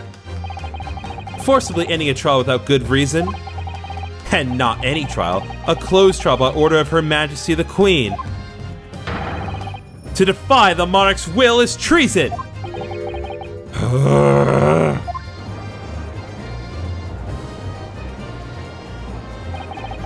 Lord Clint Van Zieks really did pen a will that day. It's exactly as the young Japanese man said. Read it out, now! We have a right to hear what's in that will, a right and a duty. Well, my lord.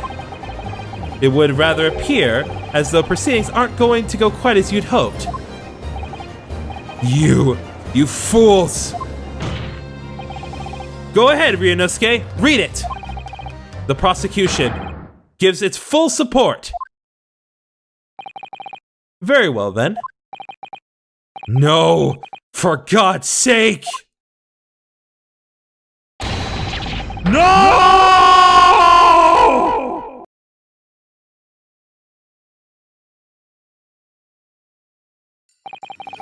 I pen this, my last will and testament, in the final moments before my inevitable and willing death.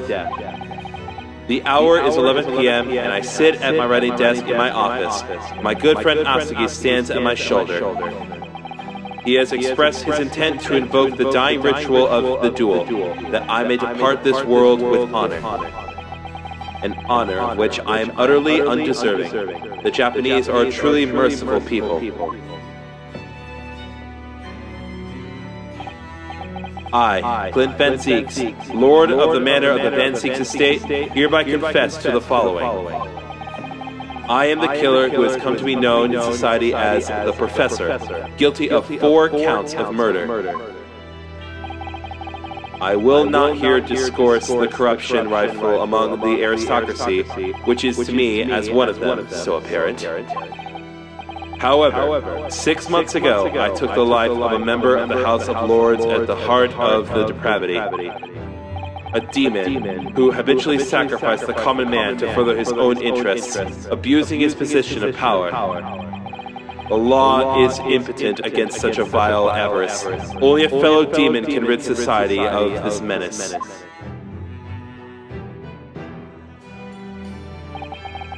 That demon was my quarry, upon whom I willingly set my great hound. But though I am a hunter of some experience, I am a poor felon, it seems.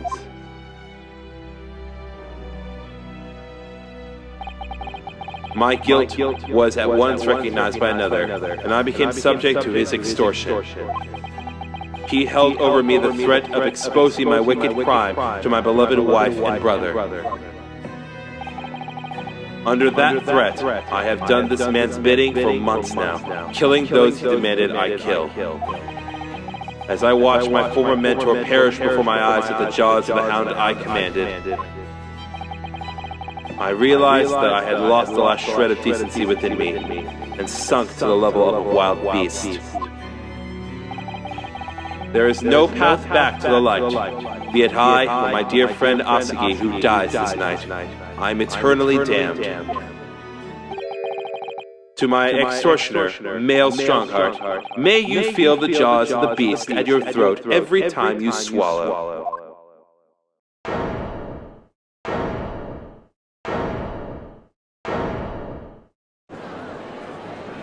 So he was behind almost every killing. So now we know, yes, Clint Van Zieks was a murderer, but somebody was directing him and naming his victims. His extortioner, Lord Male Strongheart. It was you! Lord Strongheart, a moment ago, you claimed that what the court had just heard could destroy justice in this country. But you weren't trying to protect justice at all. All you were trying to do was conceal the secret of your true nature and the countless lives you've sacrificed up until now.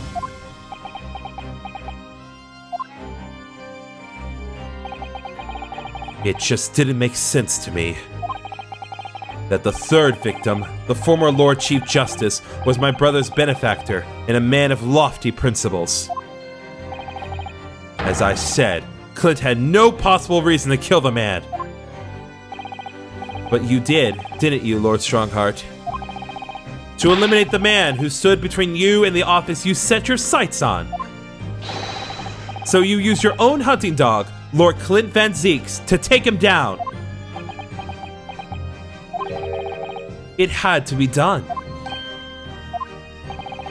London's unsavory shadows are deep, and the arm of the law fails to reach their depths.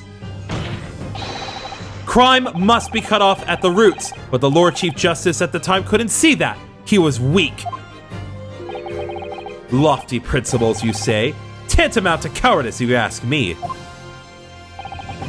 Which is why I took his place, in order to fight the crime he was allowing to spread like wildfire. By murdering the man? The Reaper, the Professor, The name makes no difference. As I've explained countless times already, it was all done for the furtherance of law and order in London. Objection! Are you going to legitimize the murder of my father now too? Ah, Genshin Asugi. Well, that was unfortunate. I had fully intended to send him back to Japan, as we'd agreed. I don't believe you! It was you, wasn't it? You killed him! No, it wasn't me who took your father's life. Then who? On the night following his mock execution, I went to Logate Cemetery at 3 in the morning with Jigoku. Judge Jigoku? There had to be a collaborator on the Japanese side to manage Asugi's treatment after his reparation. Jigoku had fierce ambition. It made him easy to manipulate. 10 years ago, after he stood trial for the destruction of the witness stand, I had words with him. When I told him the position of Minister of Foreign Affairs could be his, he couldn't agree fast enough. Seishiro, you fool.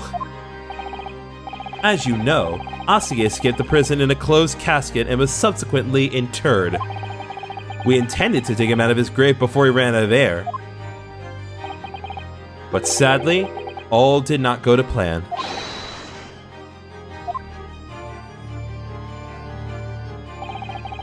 There was an unexpected visitor to the cemetery with his own ideas about digging up graves. A man who witnessed what nobody was supposed to see. Enoch Drebber. Of course, I knew grave robbers frequented London cemeteries. But that grave on that particular night... Blast! If people find out the convict wasn't really executed, the scandal will rock the very foundations of the Empire. Then what do we do? Shoot him, Mr. Jigoku. Shoot Asugi at once. He can't live now this has happened. He has to go. What are you talking about? You had an agreement. You promised he could return to Japan. Everything has changed now. If the truth got out because of this, both of us would be finished. Forever. Come on, Jigoku, do it! Pull the trigger! Shoot!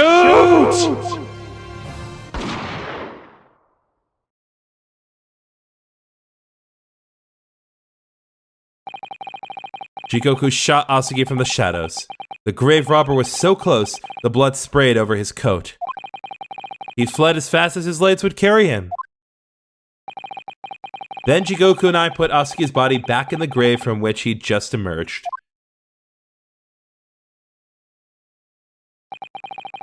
When I later learned the waxwork modeler's presence at the scene as well, I made her swear to two things. Never to remove the professor's mask, and never to speak of the events of that night. And with that, the secret was buried along with Asugi's corpse. So, now you know what really happened in Logate Cemetery that night.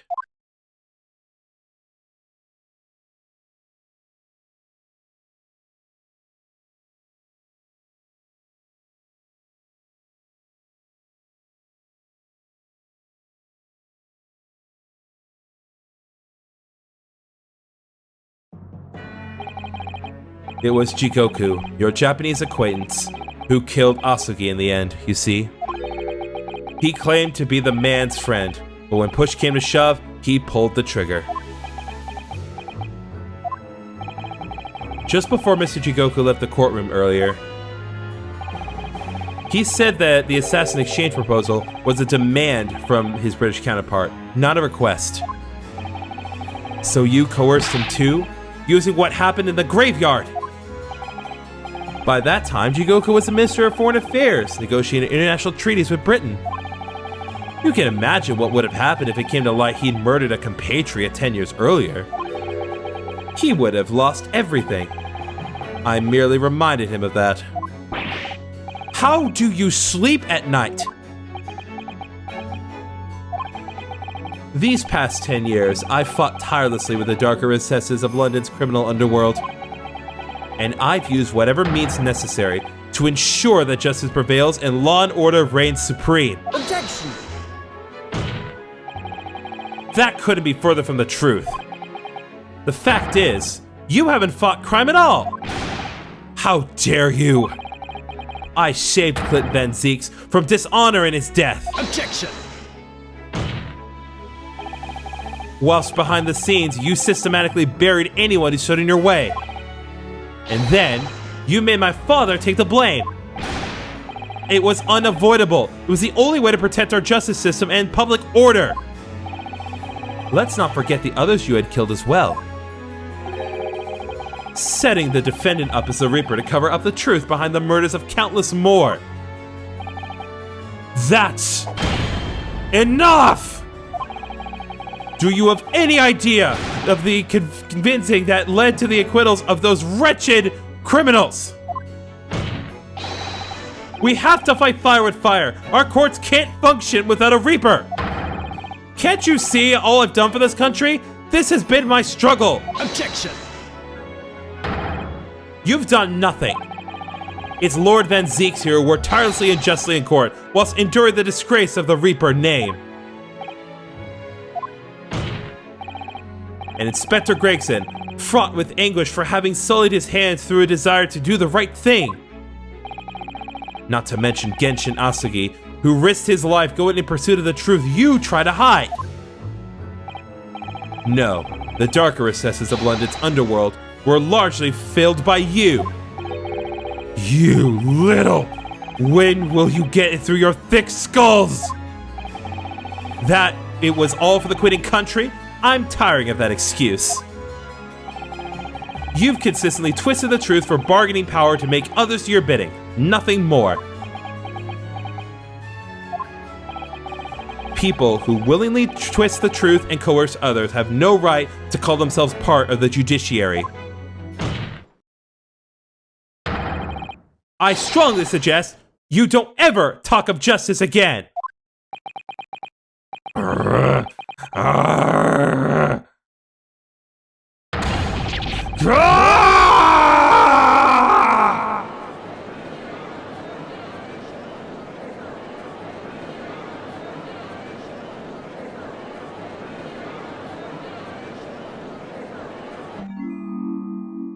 Pass out. Just collapse right now.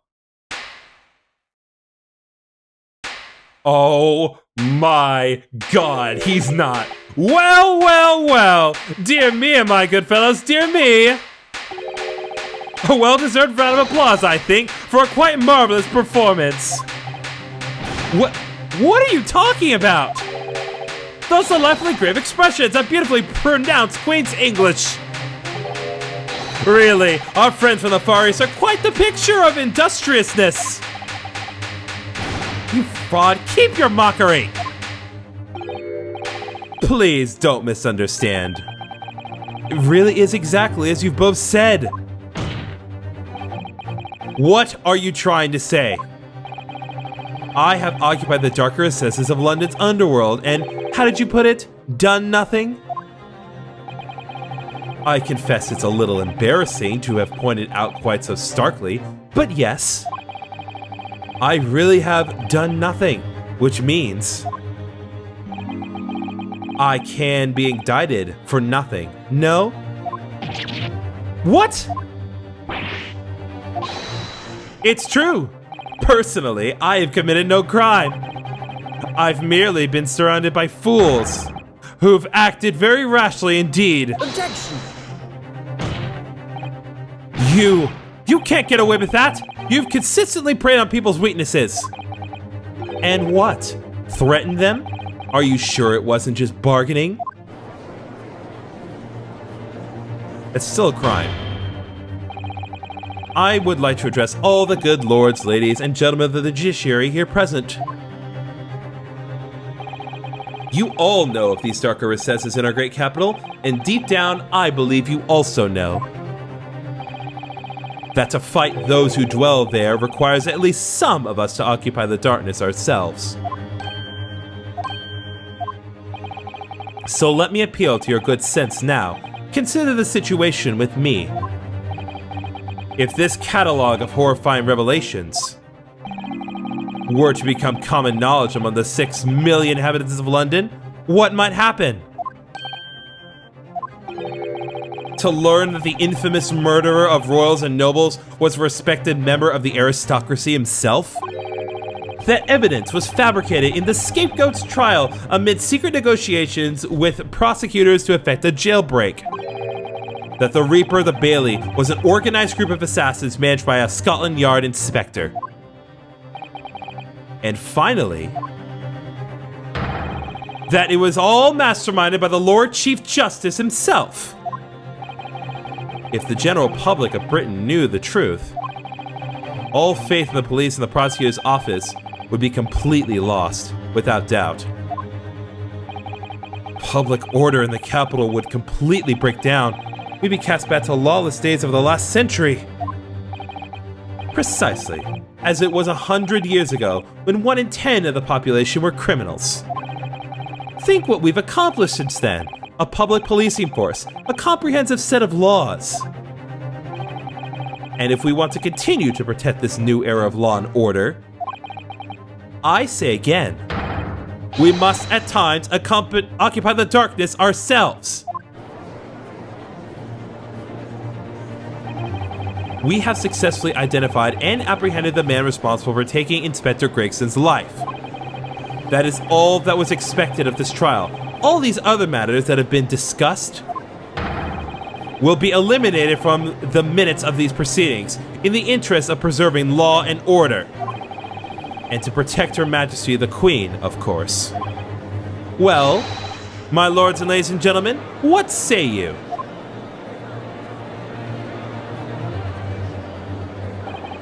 He has a point. The things Lord Strongheart has done are quite unforgivable. But on the other hand, isn't it our duty to maintain law and order in the capital? You can't deny that the threat of the Reaper over the years has done wonders for the crime rate. And that by fair means or foul, it's all thanks to Lord Strongheart. Oh my god.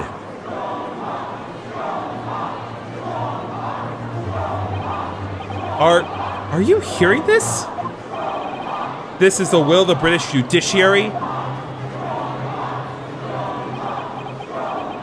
want to throw a wine bottle in the gallery for old time's sakes, Van Zieks? Just throw something in their face.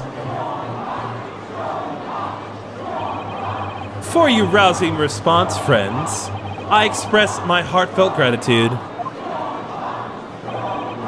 Therefore, in accordance with the overwhelming wishes of the court, the records shall be erased.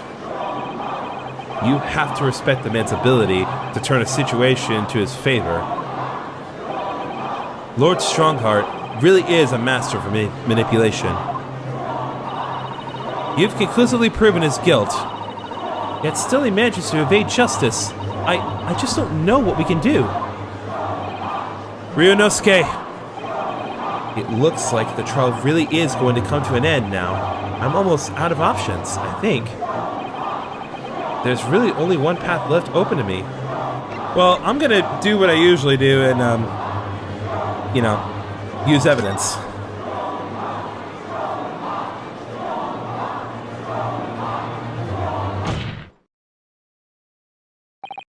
Yes, as I know only too well. The only thing that carries any weight in court is hard evidence. But Mr. Naruto, what evidence is there to use at this stage in the trial? I have an idea. I don't know whether anything will come of it, but if there was ever a time for using this particular item we have among the evidence, it's now. As we've established earlier, the only thing that we need to use as a last item if we run out of options is the Lucky Charm. Take that! Oh my! Yes! Mr. Sholmes asked if you had that with you earlier. We've exposed all of Lord Strongheart's wrongdoing now. I've no doubt that Mr. Sholmes had already deduced exactly how the truth would unfurl. So I think it must be time for the great detective to take center stage, don't you? Yes, absolutely. Let's take the hair by the ears then, and heave! Alright, here goes. Heave! Ow, ow, ow, ow, ow, ow! My dear fellows, must I remind you every time? A gentle tug will suffice. Mr. Sholmes! You're looking in quite the wrong direction, Mr. Naruto. Because I'm over here. Ah! Mr. Naruto, he's... What? It's Mr. Sholmes! How is he doing this? I wasn't expecting you back, Sholmes. Delighted to be here again, Lord Strongheart. What is the meaning of this? Bailiff, seize him! Put that man in irons. This is a closed court. You've been warned once already, man. What the? We can't get a hold of him, my lord. We just get right through him. I'm afraid your efforts are wasted. You see, the great detectives you see before you is composed entirely of light and shadow, an image, if you will. Mr. Naruto, I must congratulate you on your fine deductions. Mr. Sholmes, what on earth is... Are you familiar, I wonder, with the invention known as the telephone? Well, yes. I hear some public telephones have been installed recently in Tokyo. The sound of the speaker's voice is converted to an electrical signal and transmitted instantly to another place. Quite. Sounds are transmitted, so could not images keep them company, I mused. Iris and I did some modest experimentation to develop such a device specifically for this very day. Modest experimentation, Mr. Sholmes? What a modest description! And somewhat incidentally, I thought we might just as well transmit an entire scene. Somewhat incidentally, Mr. Sholmes? Or you're just being immodest. Do you mean to say you're not actually here, Sholmes? Ah, I knew my trusty partner would have no trouble grasping the concept. Except he's grasping the stand so steady himself after your shock arrival. Poor father. I would have hoped he might have been forewarned, being the great detective's great partner. Leave my courtroom at once! Get out! Or I swear to you. Dear me, you on the other hand, Lord Strongheart, appear to have a very poor grasp of the situation. Allow me to reiterate, I am not here, which would, I hope, lead naturally to one asking, where exactly are you? the very question I was awaiting. I am at present enjoying the air in a rather splendid garden. A garden? Not just any garden, you understand. A garden at Buckingham Palace. What? You can't be! Buckingham Palace? What's Buckingham Palace, Mr. Sato? I've never heard of it. Are you serious? Do you ever read the news, Mr. Naruto? Mr. Sholmes? Is Iris with you there? Ah, well now. Iris is currently enjoying some tea. With Her Majesty. Her Majesty?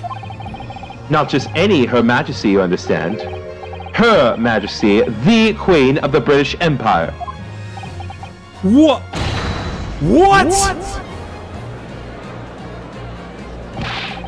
What on earth is this all about? Buckingham Palace is Her Majesty the Queen's residence in London, Mr. Naruto. Order in the court! I demand immediate silence! Her Majesty the Queen? You can't be! I mean, no! This is some sort of unforgivably distasteful trickery by a third-rate detective, that's all! Unforgivably distasteful trickery? What an apt description.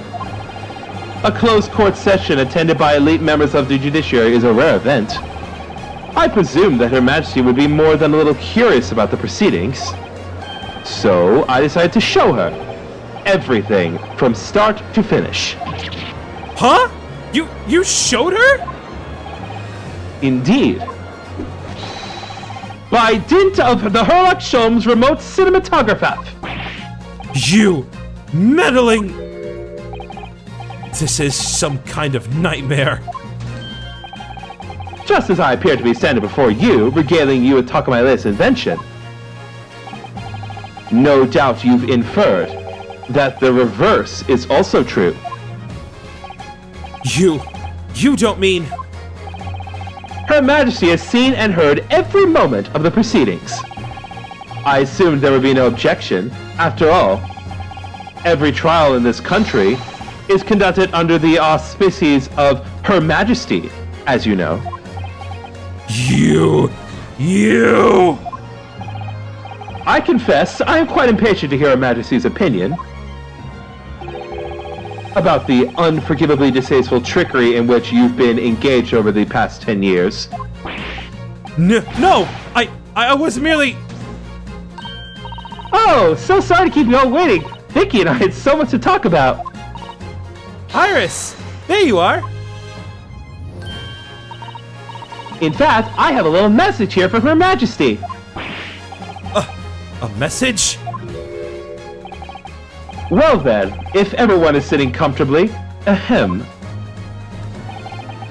Forthwith and with immediate effect, all authority previously afforded to Male Strongheart is hereby revoked forevermore. Furthermore, he will be prosecuted for crimes against his country in a public trial by jury in the coming days. So, it seems that Her Majesty doesn't believe we need to fight fire with fire. Justice in this country needn't be administered from the shadows at all. Male Strongheart.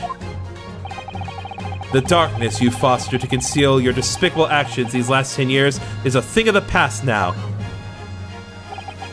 After today, your brand of law and order has no future because no longer are you the Lord Chief Justice. In the eyes of the law and of Her Majesty the Queen, you are nothing but a criminal.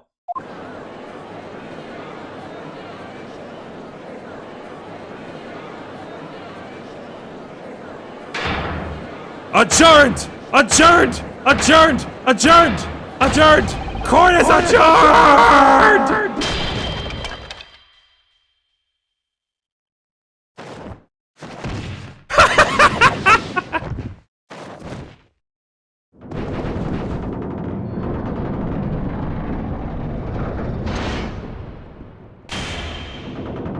Oh my god.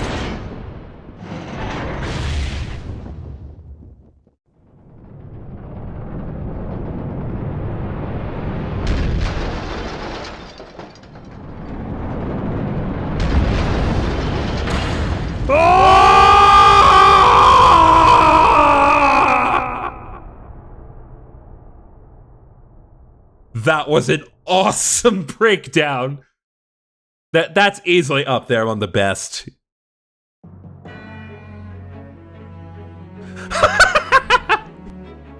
Eat it. Lord Clint Van Zieks left a will in which he confessed to everything. When those words came out of Asuki's mouth, it deranged me completely. I knew I must do anything and everything in my power to contain the situation. But I couldn't find that damn document. I searched his cell, but it wasn't there. Which precipitated the jailbreak plot, I assume. What do you mean? The need to obtain that will was all-consuming. I was sure that if I facilitated Asuki's escape, he would emerge with the will somewhere on his person. But despite searching his limp body in the cemetery that night, it still eluded me. It never even crossed my mind that it was concealed in the sword's hilt.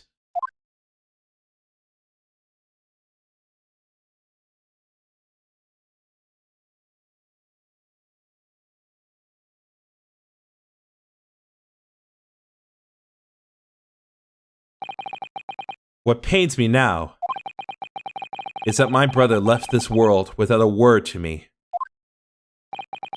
I'm so sorry, Lord Van Zieks. In point of fact, I think perhaps that isn't the case. Sorry? How can that be? There is more to his last will and testament. What?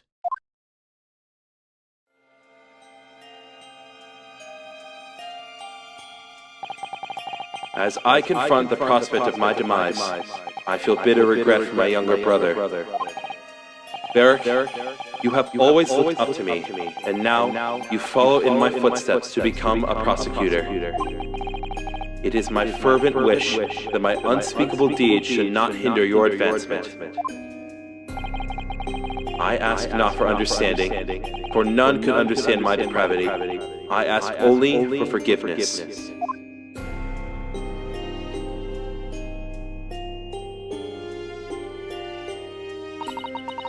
Asugi is a fine detective and a hunter worthy of respect. He has agreed to honor my final 2 wishes. The first is that this document survives. The second, I cannot commit to paper. I have confessed my sins to my wife. May she find resolution in my death. With my eternal gratitude to my Japanese friend, I rest my quill. Clint Van Zieks.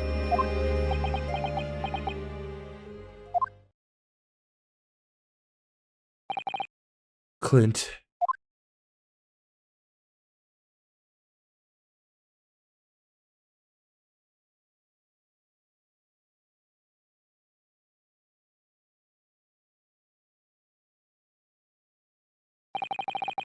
Male Strongheart? You colluded with Seisho Jigoku in a criminal plot so immense it spanned the oceans. And you cold-heartedly murdered all those who knew the truth about what happened 10 years ago. But why did you set about that now, a whole decade later?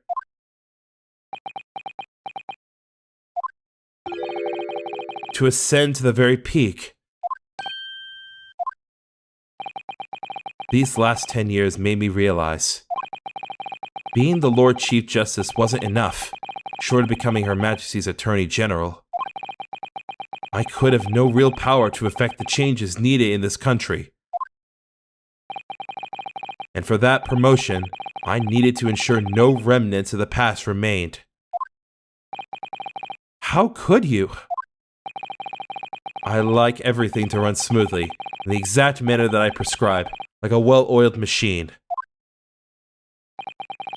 And I was just a step away. And for your ambition to succeed,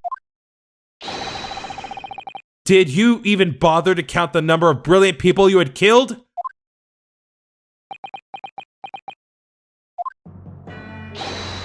Ah, Mr. Reaper, are you not forgetting something? Such as? You've very much adopted your usual prosecutor-like demeanor in the proceedings now. But the reality of the situation is that you are the defendant in this trial. Ah! However, the presiding judge would appear to have fallen from the bench, as it were. May I suggest, therefore, that we entrust the final education to an old friend? My lord! As a member of the judiciary, I've been following the proceedings from the gallery. And I must say, I shan't ever forget the extraordinary battle between good and evil that I witnessed here today.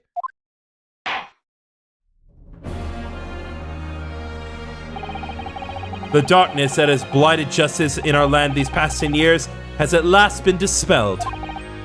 Thanks, in no small part, to the efforts of a bright young star from the East. Defense Counsel Naruhodo. Yes, my lord. On behalf of everyone here present in the Old Bailey, I give you my heartfelt thanks.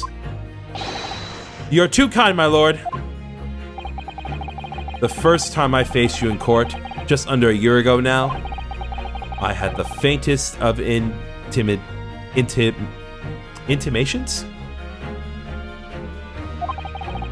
That if British justice were so warped and twisted over its long history was finally to know change, this might just be the man to do it. What? But at the time, I wouldn't allow myself to acknowledge the possibility. I couldn't overcome my hatred of the Japanese after the circumstances of my brother's death. Mr. Naruhodo, allow me to apologize for countless discourtesies on my part. You are a lawyer of boundless talent. Oh, Lord Van Zieks. When I first arrived in Great Britain, I was literally a nobody, certainly not a lawyer. The truth is, my fortunes have entirely been made by the miraculous people I've met. My best friend, Kazuma Asagi, who led me here to Britain in the first place. My loyal and ever-patient judicial assistant, Miss Susato, who helped me study to become a lawyer. The brilliant Lord Van Zieks, who never failed to challenge his Nipponese rival. And not to mention, the exceptional master of logic and reasoning who showed me the true art of deduction, Mr. Sholmes. Saving the best for last, Mr. Naruhodo. What a relief. I'm well aware that without all these people's help and support, I wouldn't be where I am today. The truth is a guiding light that always leads to happiness. I've lived by that principle for a long time now, but actually, it's not true. The truth can also cause great pain, sometimes even leave people on the brink of despair. And for that reason, there are those who feel the need to hide the truth, who do it instinctively even. But as soon as we allow our eyes to settle on something other than the truth, the darkness takes hold. And from there it grows, until eventually it makes us blind to the guiding light of the truth altogether. So that's why it's my belief that we must all resolve to never avert our eyes from what is just and true.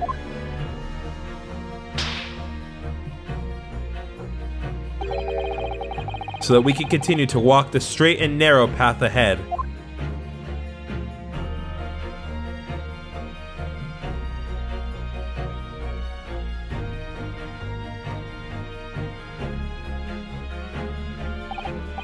Well, I must excuse myself now. But before I go, Mr. Naruhodo, let me compliment you on your grand opus. What? Without your beautifully composed case against Lord Strongheart, Her Majesty would have been unable to act. Thanks to you and your fellows, the haunting undertones corrupting British justice system have been silenced.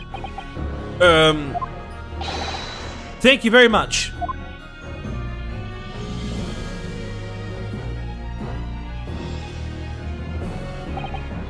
So, until our paths cross again somewhere. Well then, it would appear that this long trial has finally come to an end. My apologies for any anxiety caused, my lord. I'm quite sure we shall meet again here in the courtroom before long, Prosecutor Barrick Van Zieks. In conclusion of these proceedings, I hereby declare the defendant, Barrick Van Zieks, not guilty. Let's go! It's finally over.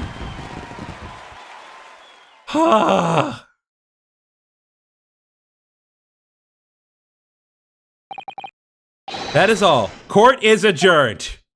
Actually, for real this time. Opposed to the myriad of other instances where it was said it was adjourned.